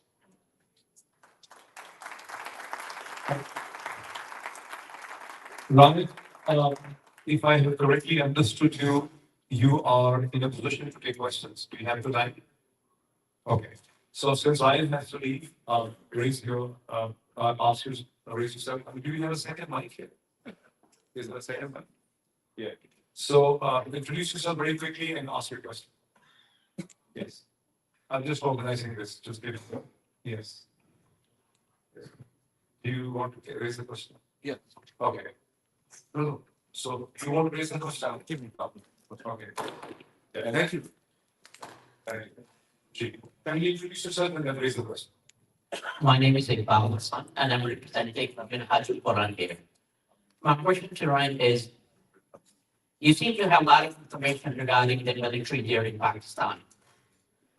Do you think some of the Germans or some of the military Germans are going to revolt against Asim Munir or not? What is the mood there among the military Germans there? A very, very difficult question, right? To ask you to write. Yeah. So what I will say is that I try not to be in communication with too many of those kinds of people, because I know that they are not free to say what they believe, and I also know that anybody who is in Pakistan and who is found to be in direct communication with me is subject to disappearance, torture, or worse. And so I try very carefully not to involve anybody who doesn't need to be involved in my reporting. If I were just to answer that question based on what I know about journalists in general, these are not fools. These are people who have two eyes and can see, and would love to be able to report honestly about what they are seeing. And if they're given the opportunity to do that, they will. But beyond that, I wouldn't want to say anything more. Thank you. Yeah, it's you handled it very well, I would say. So, is that the question? Yes. Hello, my name is Dr. Khan. Can you also stand up so people can see? I'm Dr. Khan, I'm a psychiatrist. So when you were talking about paranoid schizophrenia, I think it is more fear. They have some grandiosity, but they have fear. And fear is losing everything. And they establish that, and they are not going to give up easily. They're not going to give up. Well, of course, I don't think so. The question is that we know what happened recently in Bulgarian things which we don't believe in this era. We were very disappointed. What we are thinking, what's happening in Pakistan? How much it is going? I'm sorry. So I don't know this, how it is going to happen. Is the government, if the State Department or the policies which is going to change in Trump era, and what guarantees General has to give so keep their power, and the civilian government, if they would be given the chance, what guarantees they have to give so that America will intervene in Pakistan and support the will of the people. Okay, thank you. Right, if you have correctly understood, the question basically is this, that what can be quid pro quo can happen if the Washington has to throw its weight away from the generals behind the democratically elected government. What the United States would be hoping for, I think, in that situation would be a variety of different assurances that the civilian leadership would become, continue to be dependent on the United States and less dependent on China. I think that it would, Pakistan would be again, put in the middle of US and China.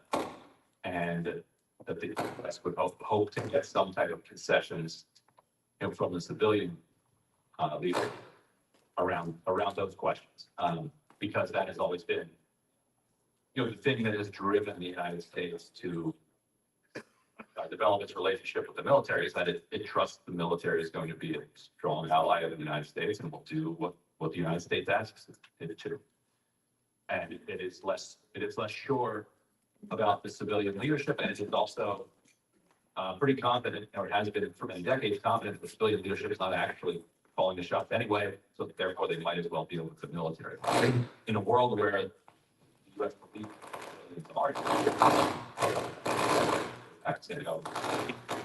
they would want some assurance that an ally to that. And I think that you can see some of the hostility to Imran Khan, flowing out of Imran Khan's what they call aggressive neutrality, for instance, in the war between Russia and Ukraine, and a feeling that the military would be a more pliant than the civilian leadership. Thank you. I think we'll take two more questions because Wajahat hasn't spoken so far, and we're running behind the time. तो मैं ये आपको बताऊं कि मेरा भी phone ही interfere कर रहा था, तो फोन का एयरप्लेन मोड पर डालने के लिए इंटरफेरेंस जब आप बोलते हैं मतलब फोन इंटरफेयर करता है माइक्रोफोन सिस्टम के साथ. जी. Yes, my name is Moeed Khan, and I have a quick question with Ryan. So you heard about Asia Siddiqui. She is in prison here. So we are listening on Twitter nowadays that America is told by Pakistani government that give Asia Siddiqui and take Imran Khan. Is there anything like that going on? Like follow-up question. The question was this, that can they be afraid of between I Skip the question. Asia Siddiqui and Imran Khan, but Asia Siddiqui be released or something? I don't think it's a serious proposition actually. But you can comment if you want. Yeah. Skip the question. Next. Who's the next one? Who has the mic? Yeah. So right after this question, we will go because Wajahat and you also have to leave with that's very last one. Yes. G. Yeah, here I before I wrote whatever I was supposed to ask. So I'm Amir from Frisco, Senior Director of the Corporation. Do you think things have changed right now? Okay. So I'm Amir from Frisco, Senior Director Oracle Corporation. Do you think around this time the government change, environment change, so usual will assess Pakistanis by stop supporting up to a certain level to our corrupt agencies and gain true freedom? Have you understood the question? Will the United States stop? Will the United States stop supporting the corrupt elements of the government? I don't know. The United States policy towards most countries is to support the corrupt elements of those countries to make it more difficult for those countries to exercise sovereignty, and which makes it easier for the United States then to exploit those countries. Like that has historically been the approach. The current administration is filled with like colorful radical revolutionaries. They just yesterday paused all foreign aid except for aid to Israel and Egypt, and that includes money for AIDS, AIDS treatment, for cancer research, for organizations working on climate, and then also for organizations involved in destabilizing countries around the country. The U.S. foreign aid cut both ways. Sometimes helpful, oftentimes not. They just cut all of it. So what does that mean about what U.S. foreign policy looks like going forward? It's kind of an open question. If the previous approach to other, other countries and foreign policies, remains, then no, then I wouldn't look to the United States to do anything to improve the situation around corruption or broken governance in Pakistan, but rather to actually continue to buttress and uphold those corrupt institutions, because that is what the State Department has felt is in its own zero-sum national interest. But I don't know if they're going to continue that. It's an unusual and unpredictable conduct. Thank you, Ryan. I think at this point we'll move ahead, and thank you so much for joining us. I realize that you had short time. Thank you.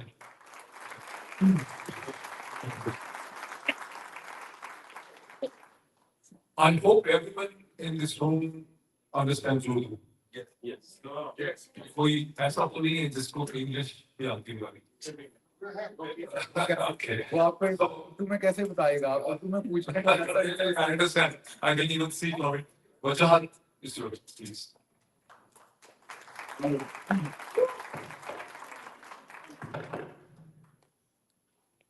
Bismillahirrahmanirrahim, yak na'budu wa yak nasta'in. I'm going to keep it very short because वक्त हमारा कम है. एक मशहूर कहावत है जो एक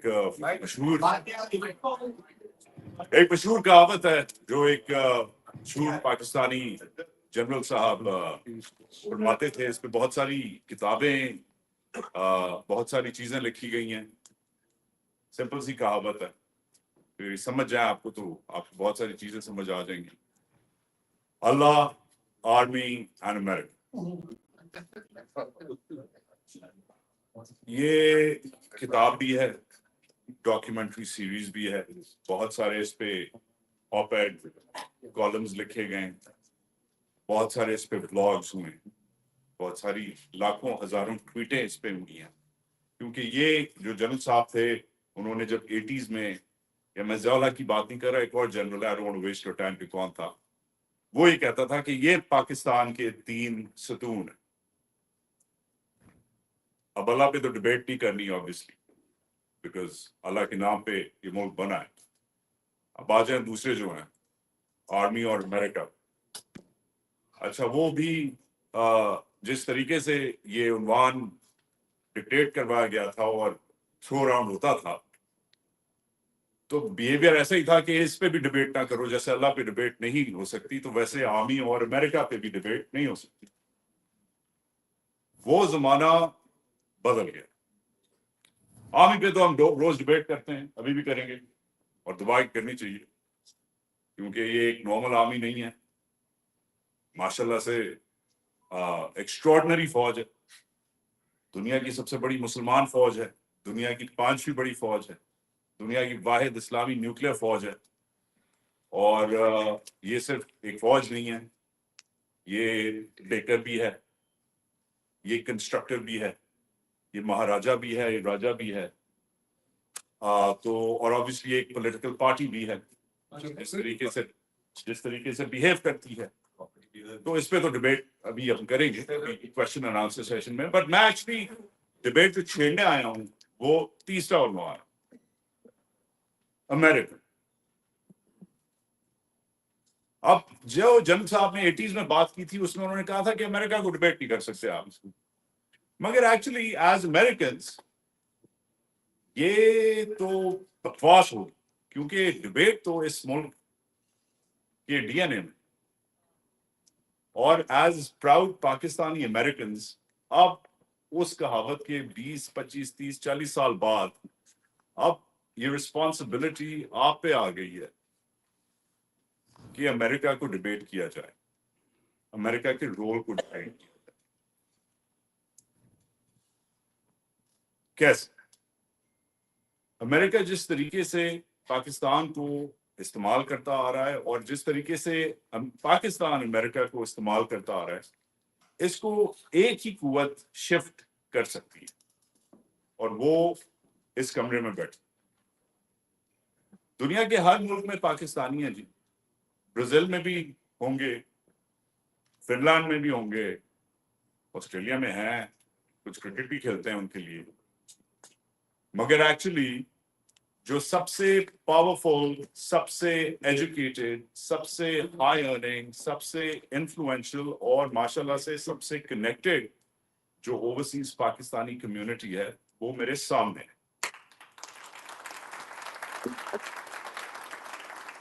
ہماری جو مقدار ہے, ہمارے نمبرز اتنے زیادہ نہیں ہیں. ہم میں سے زیادہ انگلینڈ میں رہتے ہیں, ہم میں سے زیادہ سعودی عرب میں رہتے ہیں, ہم میں سے زیادہ ایون دبئی, قطر, بحرین میں رہتے ہیں. نمبرز میں ہم زیادہ نہیں ہیں, مگر ہم جدھر بیٹھے ہیں اور جیسے ہم سوچتے ہیں اس کا کوئی مقابلہ نہیں ہے, کیونکہ ہم ایک عجیب سے فنومنا پہ بیٹھے, اور اس فنومنا کا نام واشنگٹن ڈی سی, جس کا کنیکشن ابھی تھوڑی دیر پہلے اس ٹیبل پہ بیٹھا ہوا آپ کا لوگ جو بھی کانگریس مین یا کانگریس وومن ہے. اور جب جنرل صاحب نے 80s میں آبویسلی حمید گل کی بات کر رہا ہوں, اگر ابھی تک کسی کو سمجھ نہیں آئی تو اب سمجھ آ جانی چاہیے. حمید گل صاحب کے یہ فیمس وہ تھے, حمید گل بادشاہ آدمی تھا, اس کے حساب سے امریکہ جو ہے صرف رونلڈ ریگن پہ ختم ہو جاتا تھا. مگر بحیثیت ایک پاکستانی امریکن آپ کو پتا ہے کہ رونلڈ ریگن بھی ایک نیٹ فلکس اسپیشل بن چکا ہے, اس سے زیادہ کچھ نہیں ہے. اور اس وقت جو انفلوئنس آپ کر سکتے ہیں اس کے بہت سارے پہلو ہیں. تو اس میں کوئکلی آپ کو تھوڑی سی ایک میں گائیڈڈ ٹور دیتا ہوں کہ کیا ہو سکتا ہے, کیا ہونا چاہیے, اور آپ کی کیا ذمہ داری. آپ کی پہلے تو ذمہ داری اپنی لوکل کمیونٹی چیپٹرز پہ, جو فار ایگزامپل ندیم زمان صاحب یہ زبردست centre for community services excellence and community services چلا. یہ ایکچولی سینٹر جو مجھے سمجھ آئی ہے کل, یہ پی ٹی آئی اور عمران خان اور شاہ محمود اور عالیہ حمزہ اور خدیجہ شاہ اور مے 9 اور 26ویں ترمیم اور 26 نومبر سے بہت پہلے سے چل رہا. ایسا ہی ہے. اس سینٹر نے بچوں کی ہیلتھ کے بارے میں, ڈومیسٹک وائلنس کے بارے میں, اور بہت سالوں سے یہ سینٹر الگ الگ کام کرتا رہا. مگر جب وقت آیا تو کمیونٹی کو آرگنائز کرنے کے لیے اس سینٹر نے اپنا کمیونٹی سروس کی, سول رائٹس کی یہ ٹوپی بھی پہنی. ایسے بہت سارے سینٹرز ہیں, بہت سارے ڈیلسز ہیں. ویسے ڈیلس تو خیر ایک ہی ہے ماشاءاللہ سے, اور ایک ہی کاؤبوائز ہیں, بٹ ایسے بہت سارے شہر ہیں اکراس دا کنٹری جدھر ایسی ہر مہینے, ایون ہر 3-4 ہفتے بعد اب ایسی ایک محفل ہوتی ہے.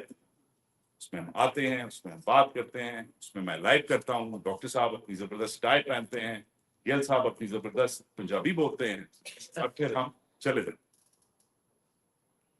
مگر اب جو ہمیں تانے پڑتے ہیں اس کے بعد وہ ایک الگ کہانی ہے کہ کیوں پڑھتے ہیں اور کیا ہوتا ہے, اور پھر ڈیلیں بھی بہت ہمیں ملتی ہیں, مگر ہم وہ ڈیلیں نہیں لیتے, ہم اگلی کانفرنس کی تیاری کرتے ہیں. مگر اس سب میں ایک چیز جو مسئلہ ہے میرے لیے وہ یہ ہے کہ دین واٹ, آگے کیا ہوتا. اب یہ جو سوال جو لوگ پوچھتے ہیں کہ یار یہ کیوں کر رہے ہو, کیا کر رہے ہو, ڈیلس جا کے کیا کر رہے ہو. نیو یارک میں میرے بہت سارے دوست ہیں, بڑے بڑے بینکوں میں کام کرتے ہیں, بڑے بڑے لائرز ہیں, کہتے ہیں کیا یار ڈیلس میں کیا لوگ وہ پیٹرول پمپ چلاتے ہیں, کوئی انجینئر ٹائپ لوگ ہیں, فارغ لوگ ہیں, کیا جا کیا کر لوگے تم. تو ڈاکٹر سے جا کے تم لوگ ان کے ساتھ کھانا کھا کے ان کو باتیں کر کے what are you gaining from this. یہ میرے جو نیو یارک میں بڑے وال اسٹریٹ کے میرے جو ملینئر کلاس فیلوز ہیں مجھ سے ایسے سوال ہیں. Actually, I am gaining from you. I am gaining a lot of knowledge and inspiration from you, because people like Nadeem, people like Tariq Khan, people like Tahir Khan, people like Usman are the brains not behind just this movement, but behind a sea change. میں ایک چیز آپ کو بتا دوں, میرے منہ میں تھا کہ اگر کل عمران خان کو خدا نہ خواستہ کچھ ہو جائے, اللہ نہ کرے, میں آپ کو گارنٹی کر کے کہتا ہوں کہ یہ جو مہم ہے, یہ جو موومنٹ ہے, یہ جو لوگ ہیں, یہ پھر بھی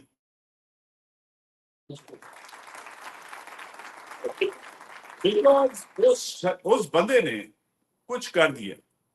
Something has happened. ہم پاکستانی تو ادھر 65 میں امیگریشن کھلی ہے. میں شرط لگا کے کہتا ہوں ادھر 70s کا کوئی ہے, کوئی سینئر سٹیزن ہے, امیگرینٹ ہے جو 70s میں آیا ہے بحیثیت ایک انجینئر اور ڈاکٹر. ایسا ہی ہے. Done. یہ پہلی جنریشن ہے, اس کے بعد دوسری جنریشن 80s 90s میں تیسری جنریشن آئی ہے, رائٹ. پہلی جنریشن انجینئرس تھے, دوسرے ڈاکٹرس تھے, am I correct? تیسرے پھر ٹیک شیک, دس دیٹ بزنس اور ان کی فیملیز وغیرہ. یہ پورے امریکہ کی یہ کہانی ہے. عمران تو ابھی آیا, مگر آپ ایون عمران کی اگر بات سنیں, اگر دیکھیں تو عمران تو 25 سال سے پاکستانی سیاست میں, 26 بلکہ 27 سال ہونے والے. یہ ابھی کیوں ہوا؟ عمران خان تو 25-26 سال سے آپ کا ووٹ مانگ رہا ہے, آپ کی وہ مانگ رہا ہے. یہ اس سال پچھلے سال 1.5 سال میں کیا ہوا ہے؟ یہ موئید پیرزادہ افیکٹ ہے یا شہباز گل افیکٹ ہے یا وجاہت خان افیکٹ ہے؟ نو, یہ بس ہو گئی افیکٹ.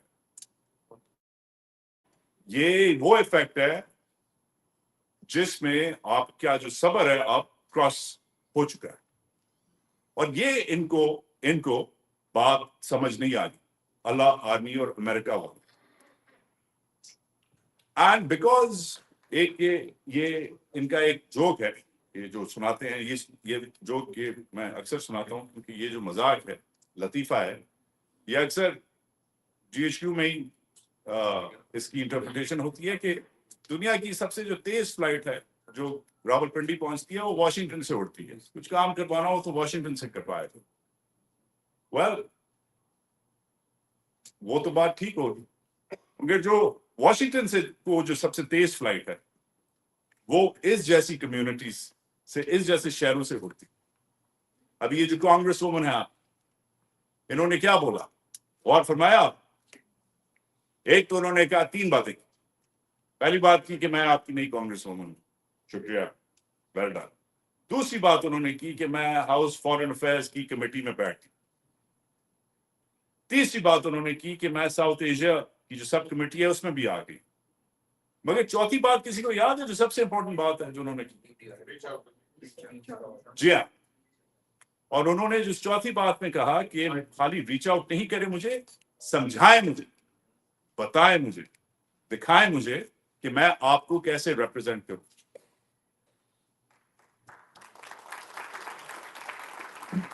ادھر آپ کو اور ڈفرینٹ کمیونٹیز سے سیکھنا پڑے گا.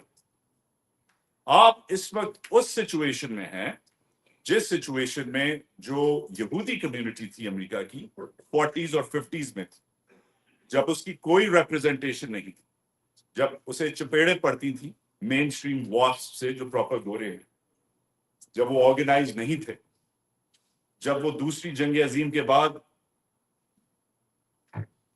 پھرتے ٹوٹتے تو نہیں بٹ مرتے کھپتے ادھر پہنچے تھے. آپ کو پتا ہے ادھر یورپ میں کیا ہوا, وہ بھی ڈس آرگنائز تھے.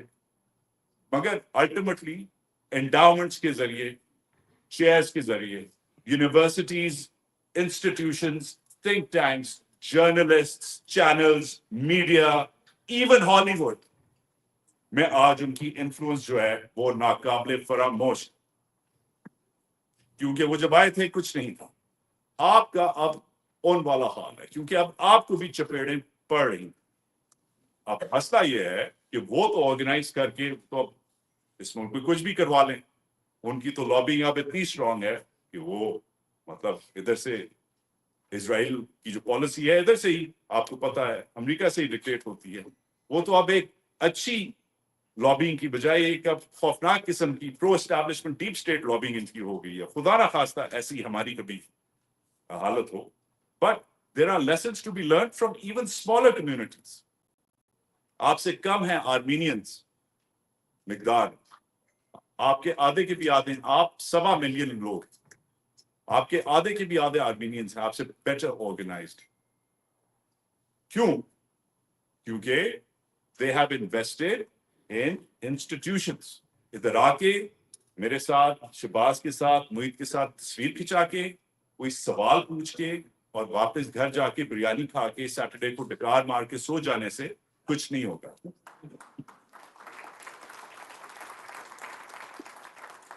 آپ نے اب انسٹیٹیوشن بلڈنگ کرنی ہے. لوکل کمیونٹی کالج ہو یا نیو یارک یونیورسٹی ہو یا ہارورڈ یونیورسٹی ہو یا ییل ہو یا کولمبیا ہو, آپ نے اپنے بچوں کو صرف ادھر پہنچانا نہیں ہے, ادھر آپ نے انفلوئنس جو ہے اپنی بلڈ کرنی. آپ نے خالی آ کے ایسے कॉन्फ्रेंसेस अटेंड ही करनी, आपने जो लोकल ऑर्गेनाइजर्स हैं उनको सपोर्ट करना है। आपने खाली कांग्रेस वुमन के आके साथ तस्वीर नहीं लगानी, आपने उसकी जो सेक्रेटरी है उससे ईमेल लेना है, फौरी तौर पे घर जाके उसकी वेबसाइट लानी है, डाउनलोड करना है, ईमेल करना है, कहना है ये मसले हैं, मेरा ये फलाना एड्रेस है, ये मेरा ईमेल है, इतना मैंने तुम्हें वोट दिया था, इतना मैं तुम्हें और फंड करूंगा या करूंगी अगर तुम ये बात करो। वॉशिंगटन तक ले जाओ, ये देखो ये मुईद का एड्रेस है, इससे भी मैं सीसी कर रही हूँ, ये शहबाज का एड्रेस है, ये वजाहत का एड्रेस, इनसे भी बात करो, ये भी experts. You have to create the noise, which by the way ये कोई नई चीज नहीं, आपसे पहले हिंदुस्तानी भी ये कर चुके, अब वो भी गैर नायम है क्योंकि उन्हें भी चपेड़े पड़ रही हैं। आपने अखबार में पढ़ा होगा, उनके जो इलीगल इमिग्रेंट्स हैं लाखों में, तकरीबन जितनी आपकी तादाद है उतने इलीगल इंडियंस हैं इसमें, माशाल्लाह से उनको निकाला जा रहा है, उनको अब स्टडी करे जाते कि वो कैसे डील कर रहे हैं। आपको माशाल्लाह से ऑब्वियसली नेचुरलाइज वो नहीं है, start being a little more aware. और ये जो डॉक्टर साहब ने इस वक्त बात की थी, तो इतने डॉक्टर हैं इस पैनल पे, समझ नहीं आती कौन सा डॉक्टर, ये वाले जो डॉक्टर साहब इन्होंने जो बात की थी, he said something very very important। ये जबरदस्त काम है ये टीसीएफ और ये मस्जिदें और ये हॉस्पिटल्स और ये लाइब्रेरीज और बनाएं, बनाएं, मैं मना नहीं कर रहा, मगर वो उधर जो करना करें, आप गिल्टी कॉन्शियंस है आपकी जो भी है, वो भी आपने ज़कात देनी है करें। ये ज़कात नहीं है, ये जिहाद है, ये जिहाद है जो आपका, ये दूसरा सतून है, इसको ज़कात ना ट्रीट करें। This is a fight for your rights, for your fundamental rights. 5 सतून है, जाने बनानी है, लाइब्रेरी बनाना है आपने, उधर आपने नलका लगाना है, अपने गांव में, शहर में, मस्जिद में लगाएं, that's on you. This is different. And this moment is not going to come back if you do not organize right now in this very present moment in Pakistani American history. Ye samajh le baat. So, I will leave you with that. Community organizers in touch rain, support your local communities, support these gentlemen by not just watching their shows or subscribing to their channels. इससे क्या होता है? फिर आप में और मंडी बहाउद्दीन में जो कोई लड़का टिकटॉक में बैठा है उसमें क्या फर्क है? वो भी मुईद को फॉलो करता है, शहबाज को करता है, मुझे करता है, आप भी कर रहे हैं। What's the difference between you and some poor guy sitting in Kohat? Utilize where you are, utilize your position, your contacts, your office, and use your local leaders and use us, your local experts. हमारे numbers लें, emails लें, DM करें, जो भी करें, but start becoming a part of the solution. That is what I will leave you be with. Thank you so much. Thank you. Thank you, आपने बहुत ही जबरदस्त ओवरव्यू दिया। क्वेश्चन आंसर्स की तरफ हम चलते हैं। हमें डॉक्टर रिक हैल्पेरिन भी ज्वाइन करेंगे, हम उनका कमेंट जो है वो ले लेंगे। अभी तक तो जेसी ने इसके बारे में बताया नहीं है, तो अपने आप को बस आप खड़े हुई अपने आप को इंट्रोड्यूस कीजिए और क्वेश्चन रेज कीजिए। और हम मेरा तरफ मुझे बताया गया था 3 बजे तक इसे कंटिन्यू कर सकते हैं। we have the opportunity, लेकिन हमें इसको 3 बजे वाइंड अप कर देना चाहिए और दैट्स एक्चुअली और छोटे क्वेश्चन पूछे ताकि और लोगों को भी बोलने का जो है उसको लेट्स सी। जी please, there is a lady over. जी आपके पास इनको माइक दीजिए जल्दी। मैं अपनी पाकिस्तान से आई हूँ। आप लोग सारे वीडियोस कह रहे हैं Pakistan is changing, Pakistan is changing, but I have change.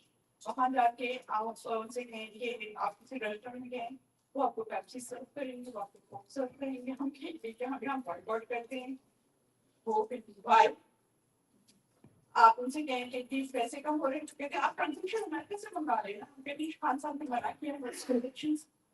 कौन बाजी कौन बातें करता है सर? पाकिस्तान में कुछ नहीं हो रहा है। I was so depressed meeting people over there. I wanted to make something from there, you know.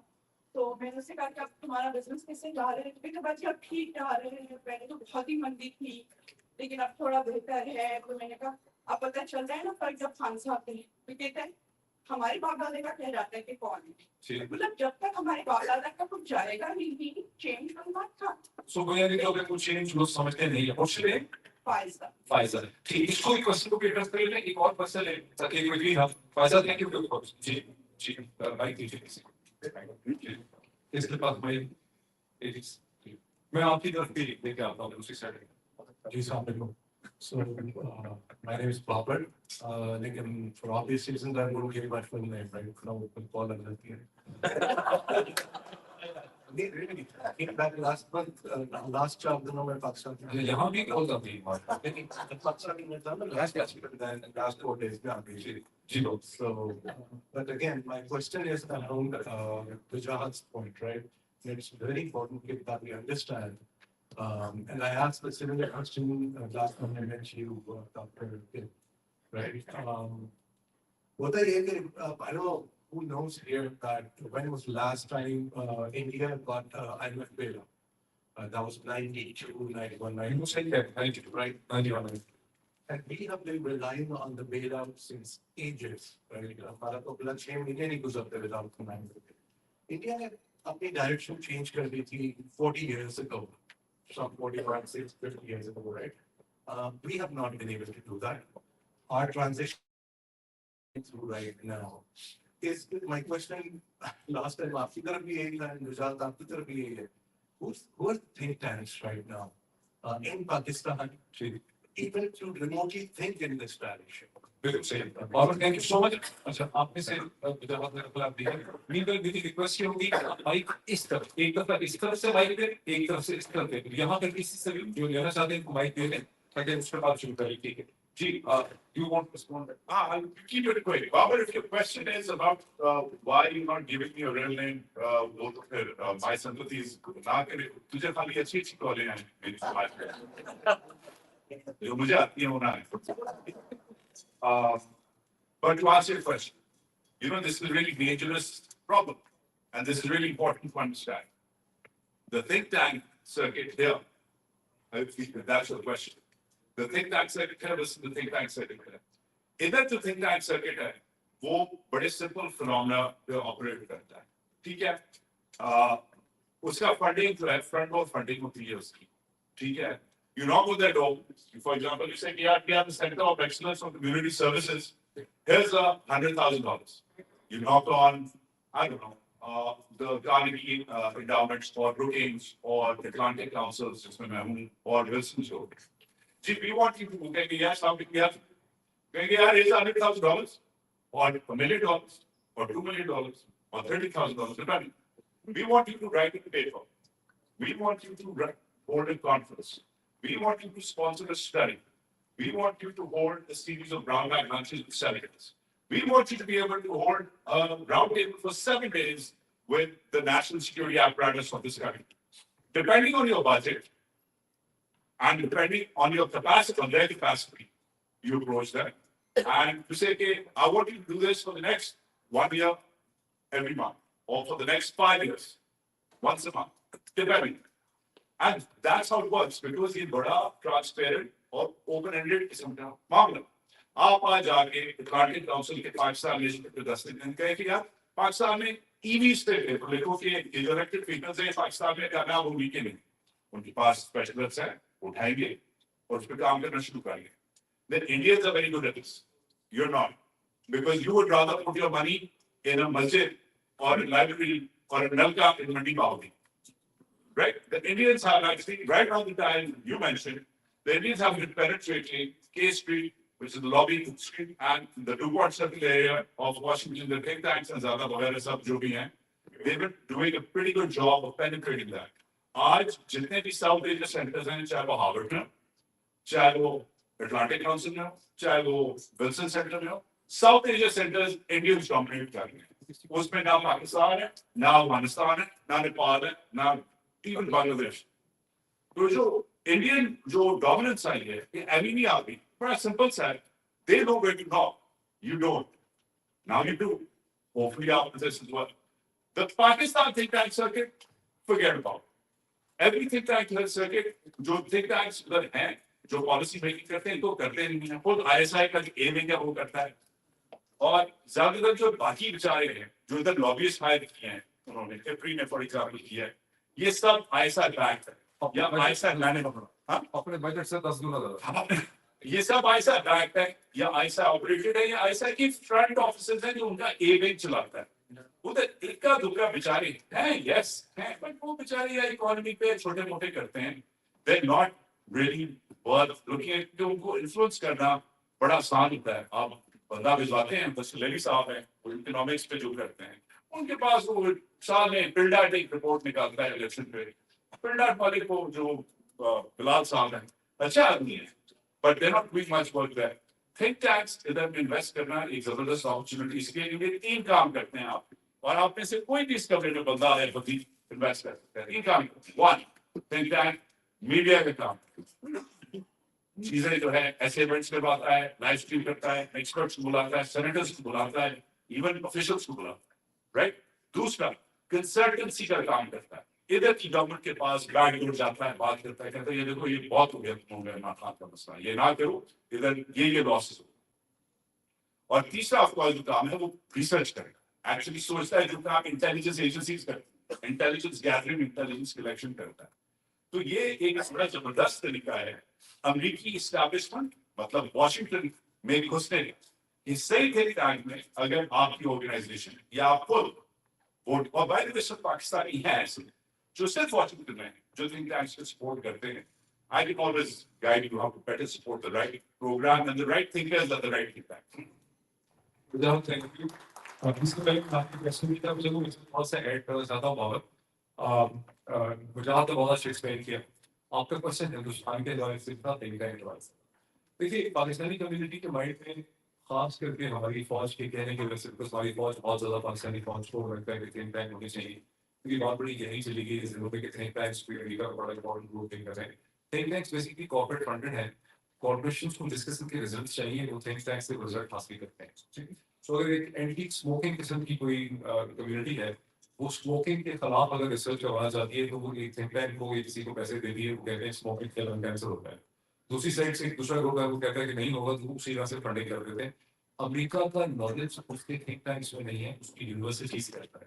ٹھیک ہے ابھی آپ نے دیکھا کہ 7 اکتوبر کے بعد جو کچھ ہوا اسرائیل میں غزہ میں کوئی تھنک ٹینک بولا ایسٹ سے ویسٹ کوسٹ سے نارتھ سے ساؤتھ تک یونیورسٹیاں ہو گئی کس کے اوپر آگے ملبہ گرا 4000 لوگ کہاں گرفتار ہوئے امریکہ کے اندر یونیورسٹیز کے فیکلٹی اسٹوڈنٹس گرفتار ہوئے.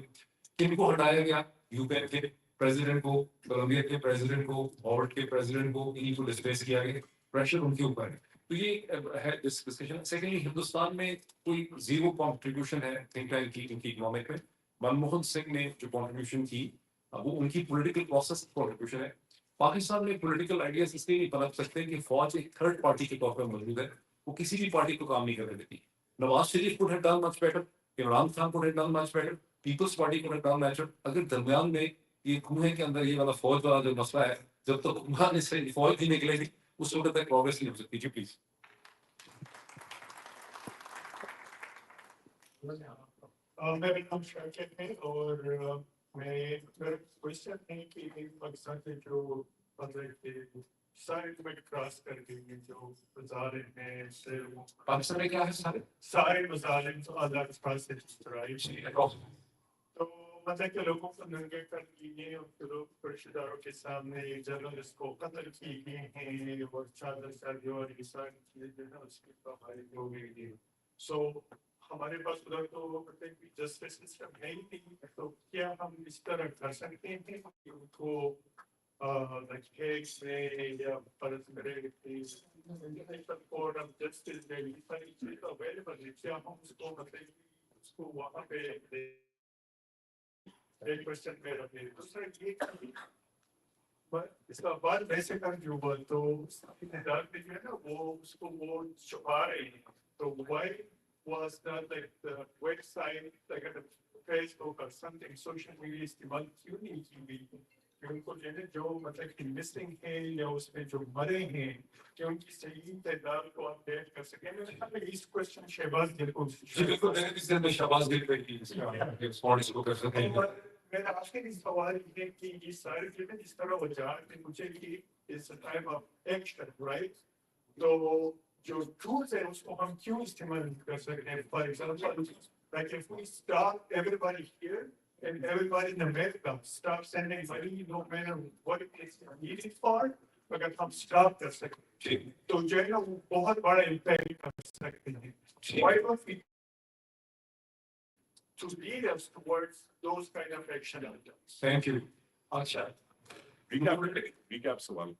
हाँ, एक तो क्वेश्चन करते हैं, क्वेश्चन दो तीन पार्ट्स होंगे. एक तो ये कि लोगों को कत्ल किया गया, उसमें कुछ हो नहीं सका, उसमें कोई एक्शन नहीं हुआ, FIR की एक्शन नहीं हुआ, उसको आप कैसे रिस्पॉन्ड करते हैं? और दूसरा ये है कि लीगल प्रोसेस अगर पाकिस्तान में क्या उसको इंटरनेशनल लीगल को अभी जाएगा. देखिए ये आपका बड़ा रेलेवेंट सवाल है और इसका जवाब जैसे मोहित साहब ने पहले बताया कि इंस्टीट्यूशनल कैप्चर है बाय द मिलिट्री, मीडिया के ऊपर भी है और पॉलिटिकल लोगों के ऊपर भी है. जो पॉलिटिक्स से ग्राउंड कर रहे हैं उनको ऐसी चीजों में उलझाया जाता है, ऐसे पैडेमेंट खड़े किए जाते हैं, ऐसे बातें बताई जाती हैं. फॉर एग्जाम्पल अगर दुरुस्त नंबर्स की निशानदेही की तरफ आप जाएं तो उस सिस्टम के अंदर जानबूझ के फेक लिस्ट जारी कर दी जाती है, पहले मिलिट्री की तरफ से किसी जर्नलिस्ट से जारी करवा दी जाती, नंबर जारी करवा दिए जाते, फिर उसमें से 4 बंदे 10 बंदे जाली निकाल के खड़े कर दिए जाते हैं. तो पॉलिटिकल पार्टीज जैसे आपने कहा कि आप स्टेट के अगेंस्ट खड़े हैं, अपनी स्टेट के अगेंस्ट आपकी या आपकी स्टेट आपके अगेंस्ट खड़ी, तो उसमें वो जो तमाम आइडियलिज्म में चीजें होती हैं वो हो नहीं पाती हैं, जो होनी चाहिए वो उस तरह से हो नहीं पाती. इसका मतलब ये नहीं कि कोई कमी या कोताही नहीं की, डेफिनेटली हुई है. पीटीआई को जो सबसे बड़ा ट्रेजेडी फेस करना पड़ रहा है वो ये है कि इमरान खान जेल में. इमरान खान की रिप्लेसमेंट पीटीआई के पास नहीं है, नियर हाफ ऑफ इट भी नहीं है. और उसकी वजह भी मोहित ने अभी आपको बताया कि पनपने ही नहीं दी जाती लीडरशिप. और कंटिन्यूस क्योंकि हमारे जो भी जर्नल्स आते हैं टॉप के ऊपर वो इतना ज्यादा इनसिक्योर होते हैं और इनसिक्योर के साथ साथ इतना पावर ग्रैब है कि वो किसी और को पनपते नहीं देखना चाहते. लीडरशिप का बुनियादी असूल है कि आप इंडिपेंडेंट थिंकर होते हैं. इंडिपेंडेंट थिंकर तो हम चुन चुन के उठा लेते हैं, किसी पॉलिटिकल पार्टी में तो हम किसी और कंट्रोवर्सी में ले जाते हैं. तो इसलिए हमारे साथ जब कोई ट्रेजेडी होती है तो हमें याद आता है. मसलन जलजला आता है तो हम कहते हैं हमारे हॉस्पिटल फंक्शन क्यों नहीं कर रहे. कोई बम धमाका होता है तो हम कहते हैं हमारी इमरजेंसी फंक्शन नहीं कर रही. अभी आप डैलस में किसी हॉस्पिटल में भी जाएं, खुदा न करे जहाँ को बम धमाका हो या कोई क्राइसिस हो, लेकिन आप जाएं तो आपको इमरजेंसी में तमाम चीजें या फायर ब्रिगेड चले जाएगी तो उधर जो गाड़ियों के टैंक हैं वो फिल होंगे गैस के साथ, वो तैयार बैठे हैं अगर कुछ होगा. हम तो क्या बातें हम करते हैं. कायदे आजम को पहले जियारत में हमने जाके बात करते हैं. जब वो कोयटा आए तो उन्होंने अपने फिजिशियन को कहा कि मैं तो वहां पिंजरे में कैद था. हमें जो पता चला कि उन्हें लंग्स का टीबी थी, जिसे उल्फे आम में कहा जाता है. आप इधर डॉक्टर बैठे हुए बताएंगे किस टीबी के पेशेंट को आप अखबार पढ़ने से मना करेंगे. कोई जोड़मेल है तो पता है कि कायदे आजम की अखबार भी बंद थी. अच्छा वो कोई फाइल भी नहीं देख सकते थे. ये उनकी बहन ने, उनके डॉक्टर्स ने किताबों में लिखा हुआ है. और उसके बाद जब वो बेचारों को आखिर कोयटा लाया गया तो उन्होंने कहा मैं वहां पिंजरे में था, शुक्र है मुझे यहाँ ले आए. उसके बाद जब उन्हें आखिरी बात कर तुमको अगला सवाल की तरफ जाना है, जब उनकी एम्बुलेंस उतरी तो मिलिट्री की एम्बुलेंस थी जिसको इस्तेमाल किया जा रहा था. वो 9 माइल का सफर था, 9 माइल्स, 9 मील था गवर्नमेंट का दफ्तर एयरपोर्ट से. 9 मील के दरमियान में उसका पेट्रोल खत्म हो गया और 2 घंटे जो है उस स्टेचर पर हब्स में उस गर्मी में वो 2 घंटे उस एम्बुलेंस में रहे.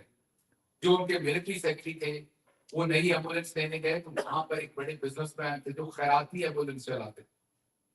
बाद में कहा जाता है कि उनकी एम्बुलेंस आई जिसमें उनको डाल के गवर्नर जहाँ पर 10 मिनट की 12-15 मिनट की ड्राइव थी वो 2.5 घंटे बाद वो वहां पहुंचे. 4 घंटे उसके बाद वो जिंदा रहे और 4 घंटे के बाद वो अलग प्यारे रहे. तो हमारे मसाइल जो है वो हम आइडियलिज्म की तरफ जाते हैं लेकिन जैसे वजाहत ने कहा तैयारी नहीं.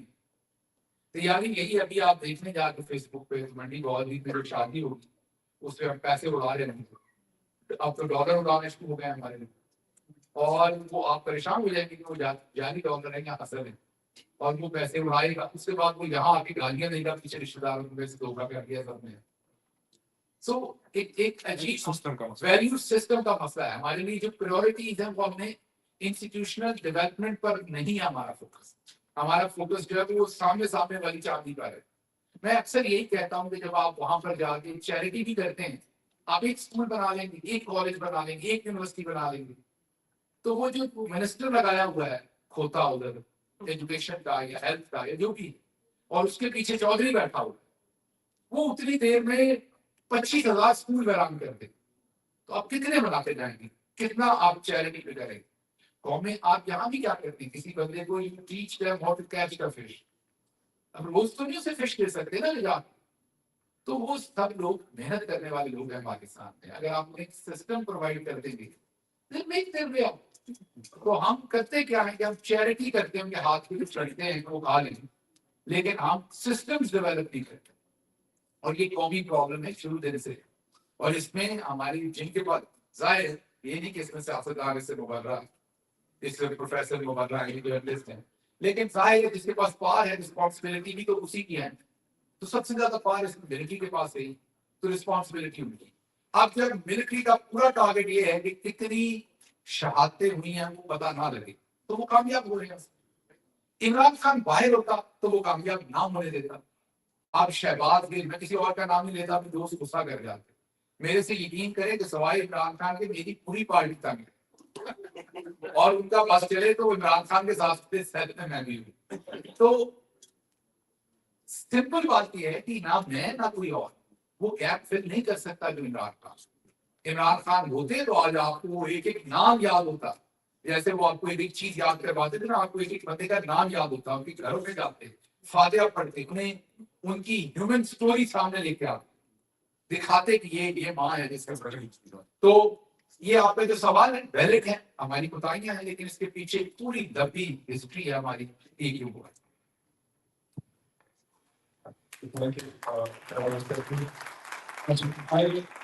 I see Mr. Rick Halperin.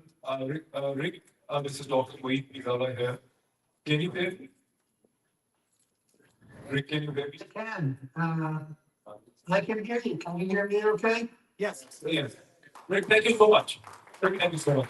So, very quickly, Rick is associated with the South Methodist University, has remained affiliated with Amnesty International.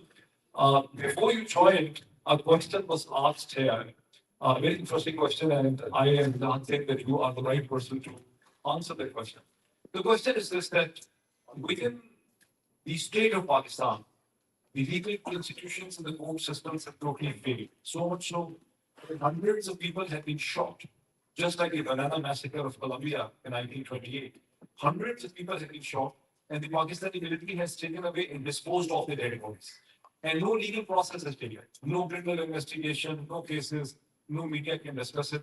So the question was asked, can the Pakistani people reach out to international forums, United Nations, international law courts, criminal courts on this? If not, can be, or if not, why not, and what is the way forward?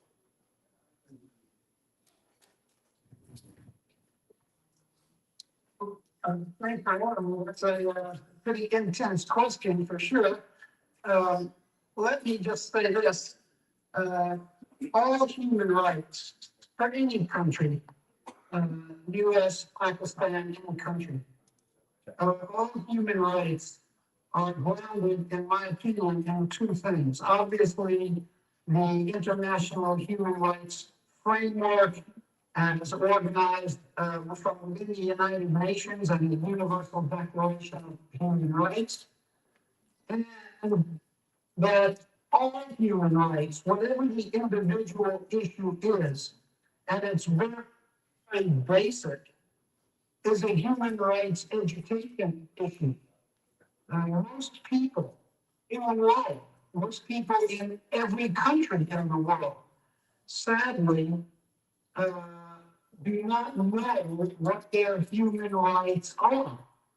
Most people have not heard of or read or pursue the Universal Declaration of Human Rights. So it is not surprising that every country in the world has human rights problems. Pakistan has a serious human rights problem, but it's not alone. It's tragically common to say that about any country in the world. I think first and foremost, for any country to address its human rights problems, it must commit to human rights education of its young people who similarly will not be students in the US, they won't be students in Pakistan or any other country.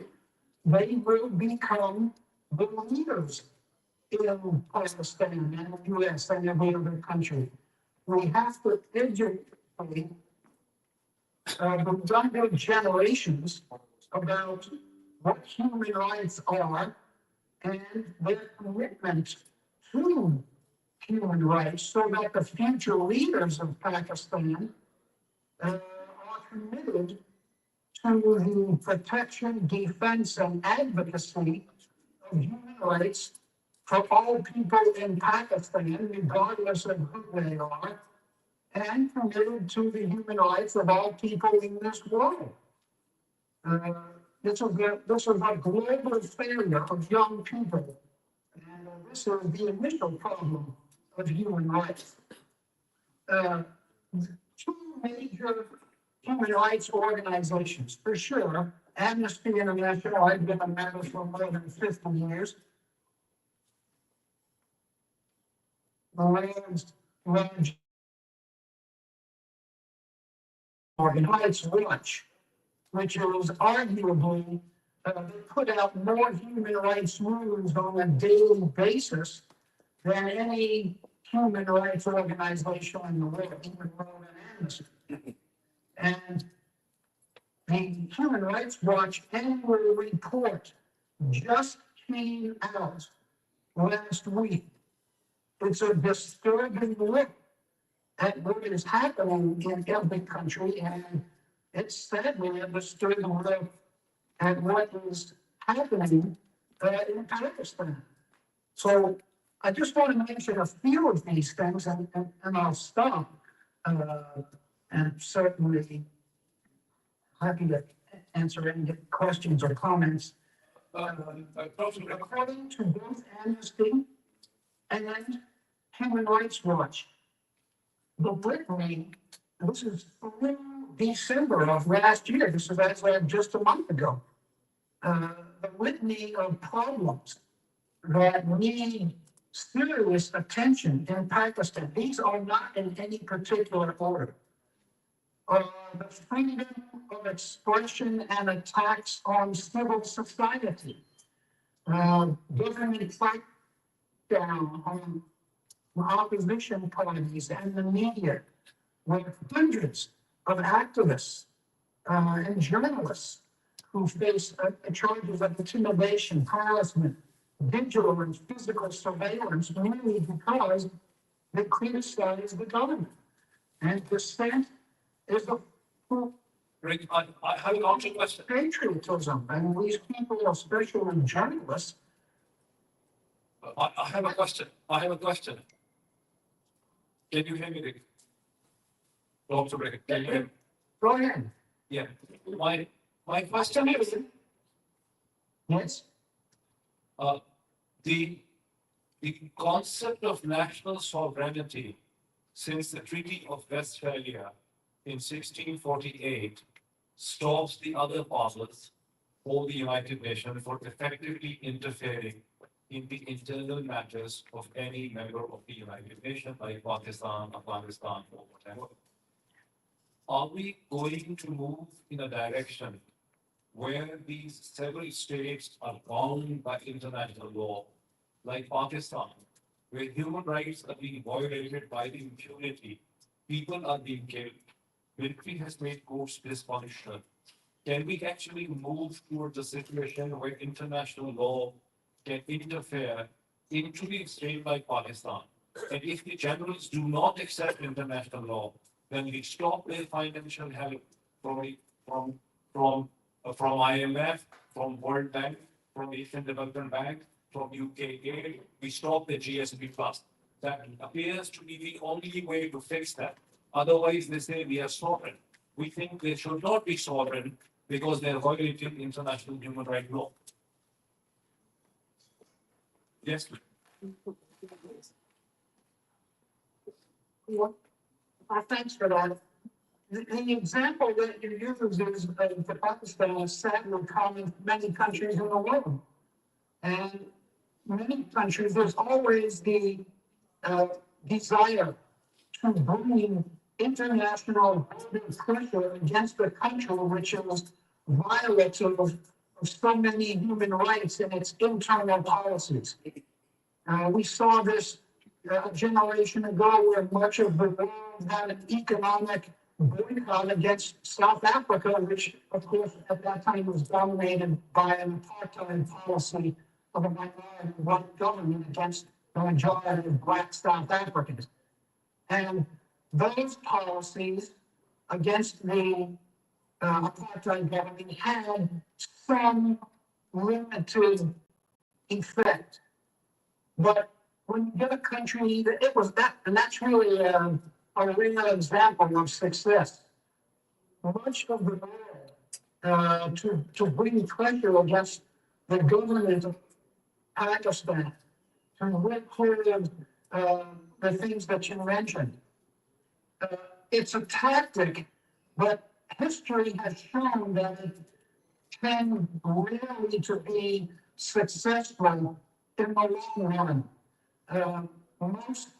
Most of the world's organizations to do business as usual with governments, whether they be left-wing, right-wing, military dictatorships, democratic, most of the world still continues to do business so that it's very difficult to apply pressure when much of the world still does business as usual. It's a tactic, but it has not proved in general to be a successful tactic because most of the world does not join in those boycotting efforts.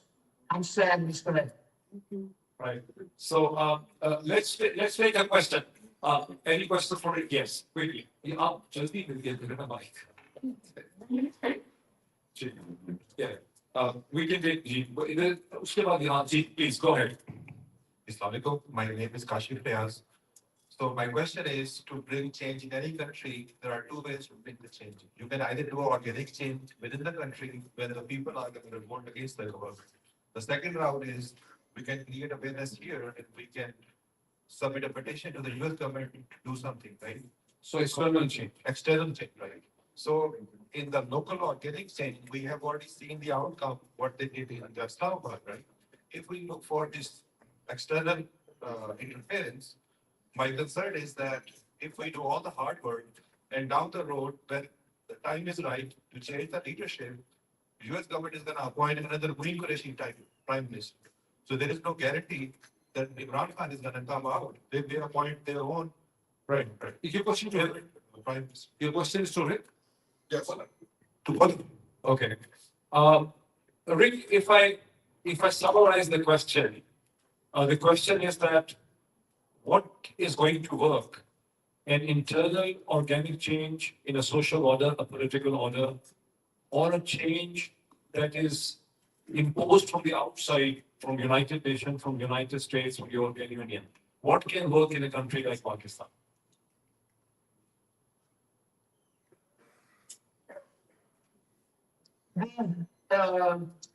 These are not short-term, easy answers. These are difficult, frustratingly slow processes. And this human rights advancement it's frustratingly slow. It just doesn't happen immediately. This is the difficulty of it. So clearly, the internal strivings have to be continuous. And it's frustrating. I mean, look at what has happened, for example, very quickly in Syria. You know, that country it fell and governments failed, but the amount of decades that people suffered under the Assad regime, when it fell heavily because of internal pressure. So you need internal human rights people and organizations to continue this effort in their own country, in Pakistan. And of course, you need partners on the outside, especially the European Union. And I'm sad to say it would be nice if the United States was a major factor in this charge, but the policies of the United States change according to who's ever in the White House. And frequently, the United States has not been in the vanguard of pushing for human rights in other countries all around the world. I think the European Union is the more stable unit to see change from at the moment. I don't think that this is going to be a charge led by the United States at the current time. But the European Union is one of the strongest organizational defenders for human rights around the world. Rick, there is a comment from one of the panelists, Wajahat S.Khan, and then we'll take one more question and then we'll move ahead. Okay, that was a good question. So let's just settle down and we're wrapping up. So that's really, this is a very important question. Let's just concentrate and settle down. Okay, so you have to really treat this like an insurgency. Insurgency और जंग में क्या फर्क होता है?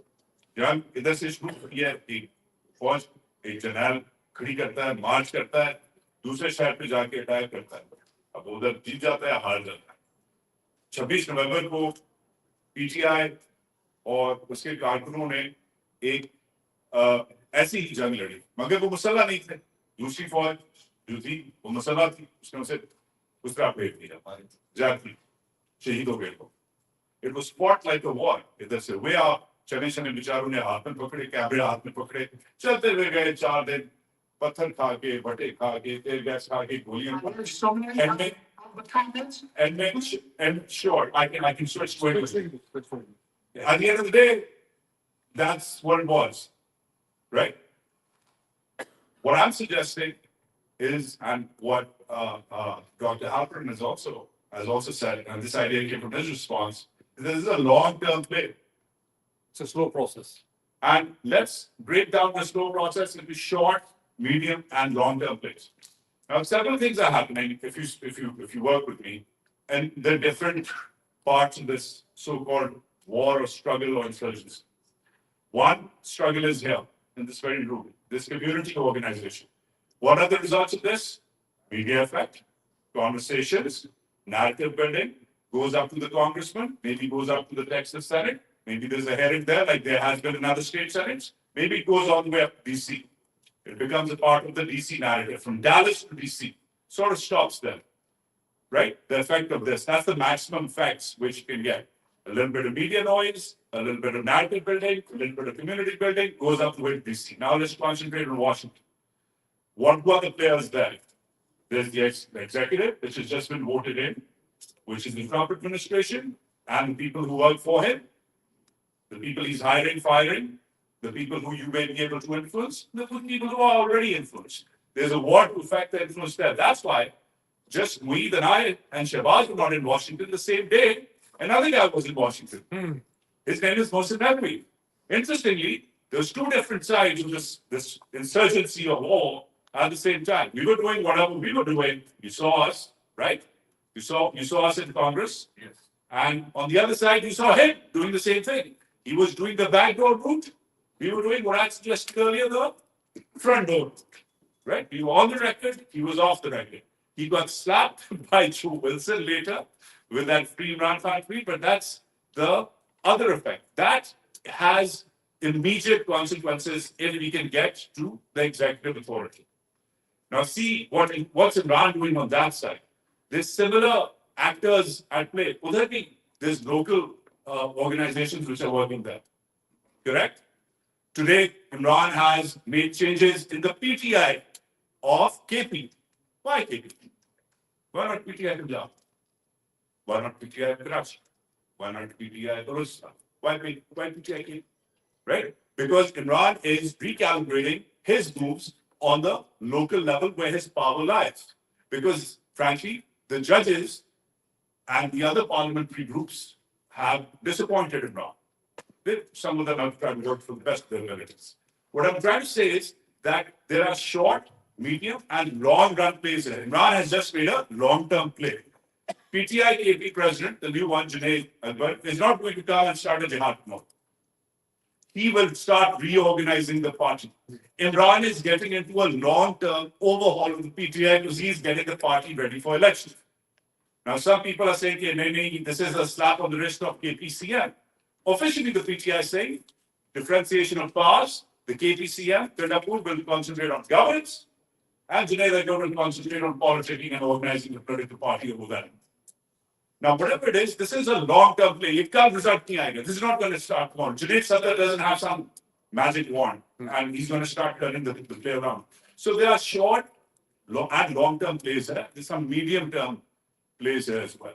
That's why you guys are here. You guys are part of what I think is the long-term, medium-term, and short-term play, because it is at the local level where the ground roots, the grassroots of these wonderful, wonderful political actions are executed. This is where they are thought, brainstorms, funding, community building, networking, friends. This is where it begins. I have connected with the doctor after so many months because of you.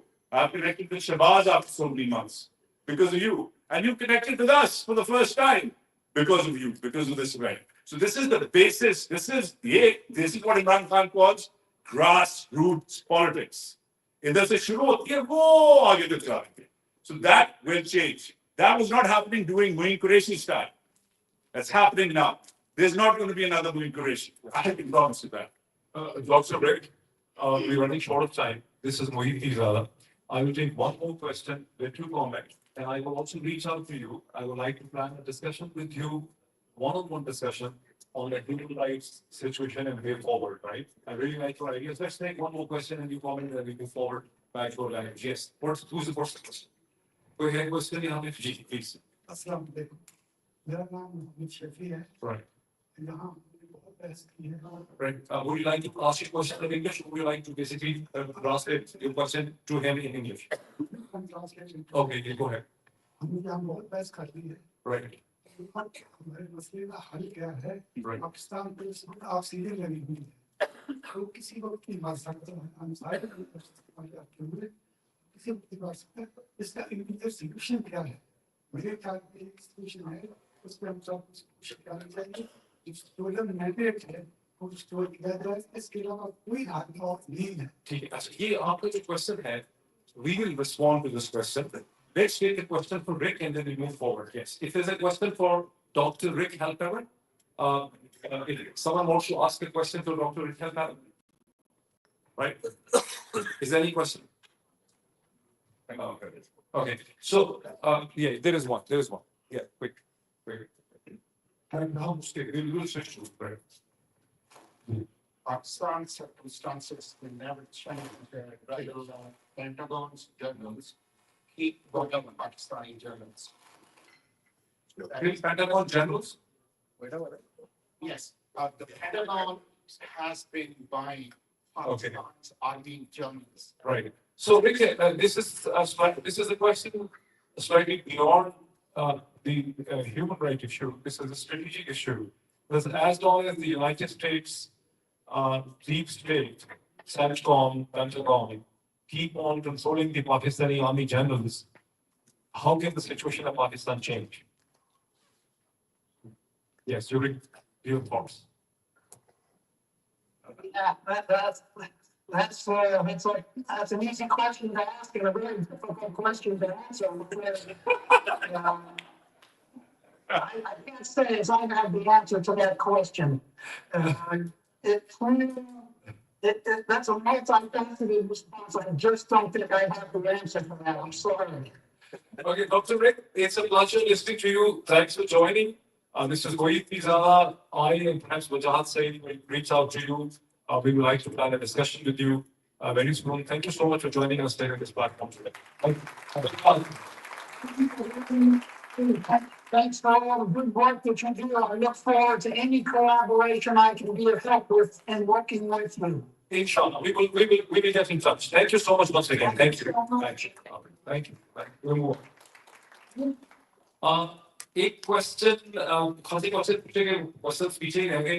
वजाहत, आप उस question को respond करना चाहते हैं जहां से doctor रिक ने enter किया था कि लोग कहते हैं कि भाई हम कहाँ जाएं इंसाफ लेने के लिए। मैं उसको देना चाहता हूँ जवाब, लेकिन आपकी भाई का I think, Dr. Saab, let's restart with Dr. Saab.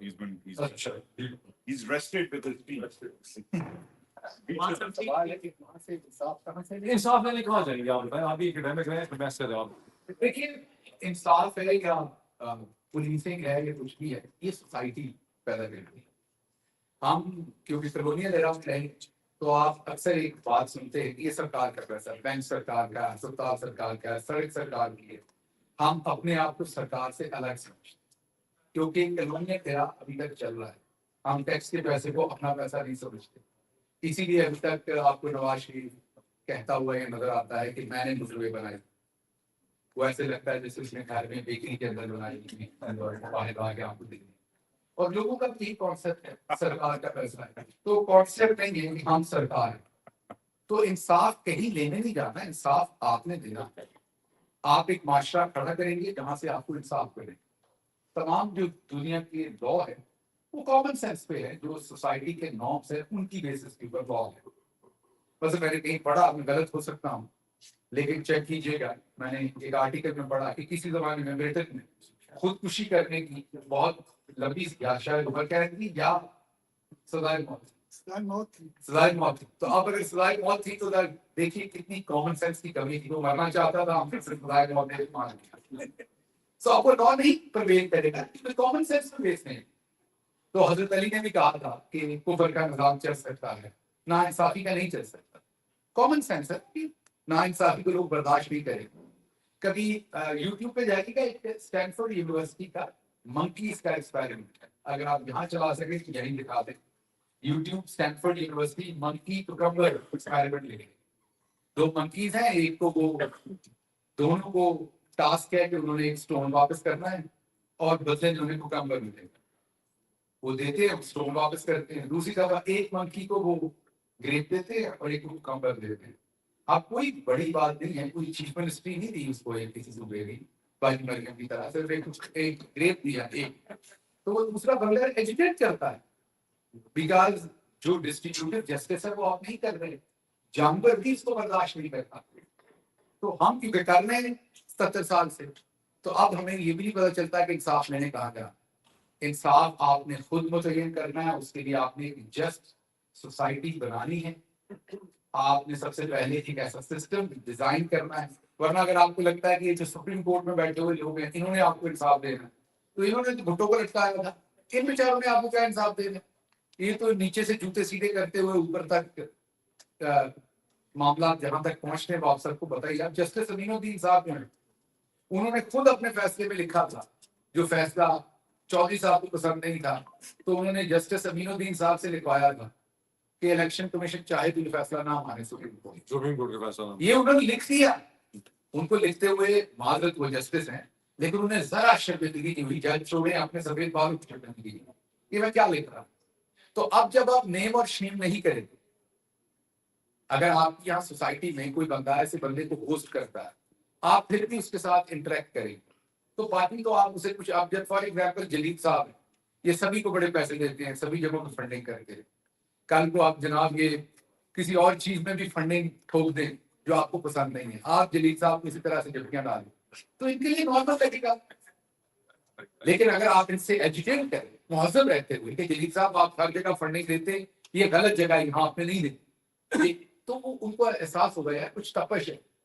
ये आप सबसे क्या प्रॉब्लम है चौधरी को, क्योंकि आप सोशल मीडिया में कहते हैं आप गलत कर रहे हैं, तो बोलना शुरू कीजिए। इन जजेस को नेम एंड शेम कीजिए। इनके रिश्तेदारों को आप जानते होंगे, फोन करके कहिए कि ये अमीनुद्दीन साहब ने बहुत ही घटिया आते, ये आपके दादा लगते हैं, नाना लगते हैं, चचा लगते हैं, बहुत ही घटिया आते। होता क्या है, ये लोग ये सब गंद पाल के चले जाते हैं। वो एक चौधरी करमलाई थे जज से, उन्होंने फोटो को लटकाते हैं, अब उनकी औलाद जो है ड्राइंग रूम में तस्वीर लगाई होगी, आप उनके घर खाना खाने जाएंगे, बेटी का या बेटे का रिश्ता करेंगे, वो बताएंगे कि हमारे दादा जो थे वो सुप्रीम कोर्ट के जस्टिस थे, ये नहीं बताएंगे करतूत क्या की। तो हिस्ट्री पढ़िए, करतूतों को याद रखिए, जो बता ले पाकिस्तान। आप वैसे अच्छा किया, शरीफ खानदान मुझे एक काम में चौधरी से आगे नजर। चौधरी ने अपनी मर्जी की हिस्ट्री लिखी है, बाजी अपनी मर्जी की लिख रही है।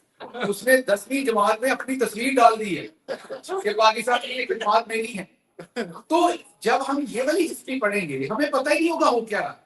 आप आज इमरान खान का आपका हक है, इमरान खान के तमाम जो कई दफा डॉक्टर साहब कई हमारी हुकूमत की हुई चीजों के ऊपर तनकीद करते हैं, वजाहत करते हैं, दैट इज राइटली सो। मैं आपको एक दास्तान सुना देता हूँ, कोई छोटा सा किस्सा। हम खाना खा रहे थे एक जगह पर, अरशद शरीफ ने मुझे बुलाया हुआ था। अरशद मेरा बहुत पुराना दोस्त था, तो उसने उसी सेशन में बैठ के 2-3 दफा खान साहब के ऊपर तनकीद कर, मेरा वो बहुत ही बेतकल्लफ दोस्त। वहां पर रऊफ क्लासर साहब भी बैठे थे, खाबर घुमन बैठे थे, और कुछ जर्नलिस्ट बैठे थे, सारे हम क्लोज फ्रेंड से अक्सर बैठा करते थे। तो मैं क्योंकि उनका स्पोक्स पर्सन था, एडवाइजर था, तो मैंने उसे कहा कि मेरे बैठे हुए तनकीद मत करो। तो वो अपनी कुर्सी से उठा, उसने वो कुर्सी उठा के दीवार में मारी, वो कुर्सी टूट गई, इतना गुस्से में आया। वो रेस्टोरेंट भी हमारे पीटीआई के अंसारी साहब से उठा था, और पैसे उसके अरशद ने देने थे, क्योंकि अरशद आपसे कभी खाना खाता नहीं था, वो हमेशा खाना खिलाता। मतलब मैंने अरशद को कभी किसी से खाना खाते नहीं देखा, हमेशा ही वुड पे द बिल। और वो बुड़ करता हुआ वहां से गाड़ी में बैठा और चला। तो मैंने हंस के, क्योंकि मेरा वो बड़ा प्यारा दोस्त है, तो मैंने पहले तो क्लास में कहा कि लोग वही खाने के पैसे हमें देने पड़ गए। पहला तो साल तो ये 5-6 दिन के बाद हमारी दोबारा सुबह हुई, तो उसने मुझे समय की बात कही कि तुम मेरे दोस्त हो, तुम मेरे फ्रीडम ऑफ स्पीच के ऊपर पाबंदी नहीं लगा सकते। तो उसको ये भी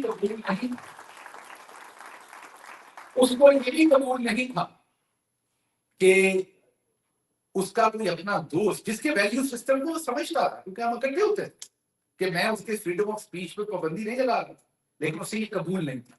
लेकिन हम कैसी तमाशबीन कौम है, अगर आज अरशद शरीफ होता, आप यकीन करें मुझे 4 लाख लोगों ने देख रहे होगा था, उसे 50 लाख लोगों ने देख रहे होगा।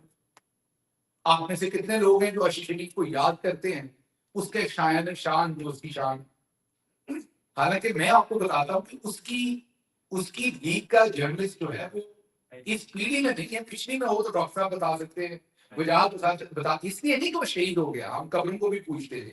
मैं ना जनरली जब वो जिंदा था मैं उससे इंटरेक्ट करता था, तो उसकी लीग का कोई बंदा मौजूद मेरी नजर में तो पाकिस्तान के सिस्टम में, जर्नलिज्म की दुनिया में कोई उसकी लीग का पास भी नहीं। लेकिन क्या हम अपने हीरोज को आइडलाइज करते हैं उस तरह से, उन्हें सेलिब्रेट करते हैं कोई और हीरो पैदा हो? हम खोते, गधे, घोड़े सब एक जगह बांधते हैं, और उससे क्या होता है कि जो गंदे काम करता है वो भी बहुत रहे, जो अच्छे करता है वो भी बहुत रहे। तो नेम और शेम करें इन सब लोगों। ये जो सीसीपीओ लाहौर है इस टाइम, इसके कई रिश्तेदार को आप जानते हैं, उठाएं फोन, और मैं ये नहीं कह रहा गालियां, मौजूद तरीके से कहेंगे यार ये क्या चलते मार रहे थे, ये तो आईजी है, इसके रिश्तेदार आपको पता हो, जितने जजेस बैठे हुए आपको इनके पता हो, इन लोगों को नेम एंड शेम करें, तो आप देखेंगे। और तो हम कुछ नहीं कर सकते, ये कम से कम एक सोशल इंसाफ है जो आप फौरी तौर पर गाली गलौज कभी ना करें, ना मारपीट करें, ना गाली गलौज करें, और बड़े तरीके। आप किसी शादी में बाजवा साहब के साथ ये सबसे ज्यादा हुआ, ये दोनों सीनियर जर्नलिस्ट आपको रिपोर्ट करेंगे। मुझे इनके और मेरे कॉमन रिटायर्ड आर्मी के बहुत सीनियर ऑफिसर दोस्त थे, उन्होंने मुझे खुद बताया कि बाजवा साहब अकेले खड़े थे शादी में, कोई उनसे हाथ नहीं मिला। ये करें इन लोगों के साथ तो कम से कम शायद इनको थोड़ा सा ख्याल है। बाकी ना इन्हें अल्लाह का कोई डर है और ना ही पाकिस्तान के कानून का डर है, तो उन्होंने बताया। तो इंसाफ आपने खुद देना है, किसी और ने नहीं देना। बहुत शुक्रिया। I think the Google 50 minutes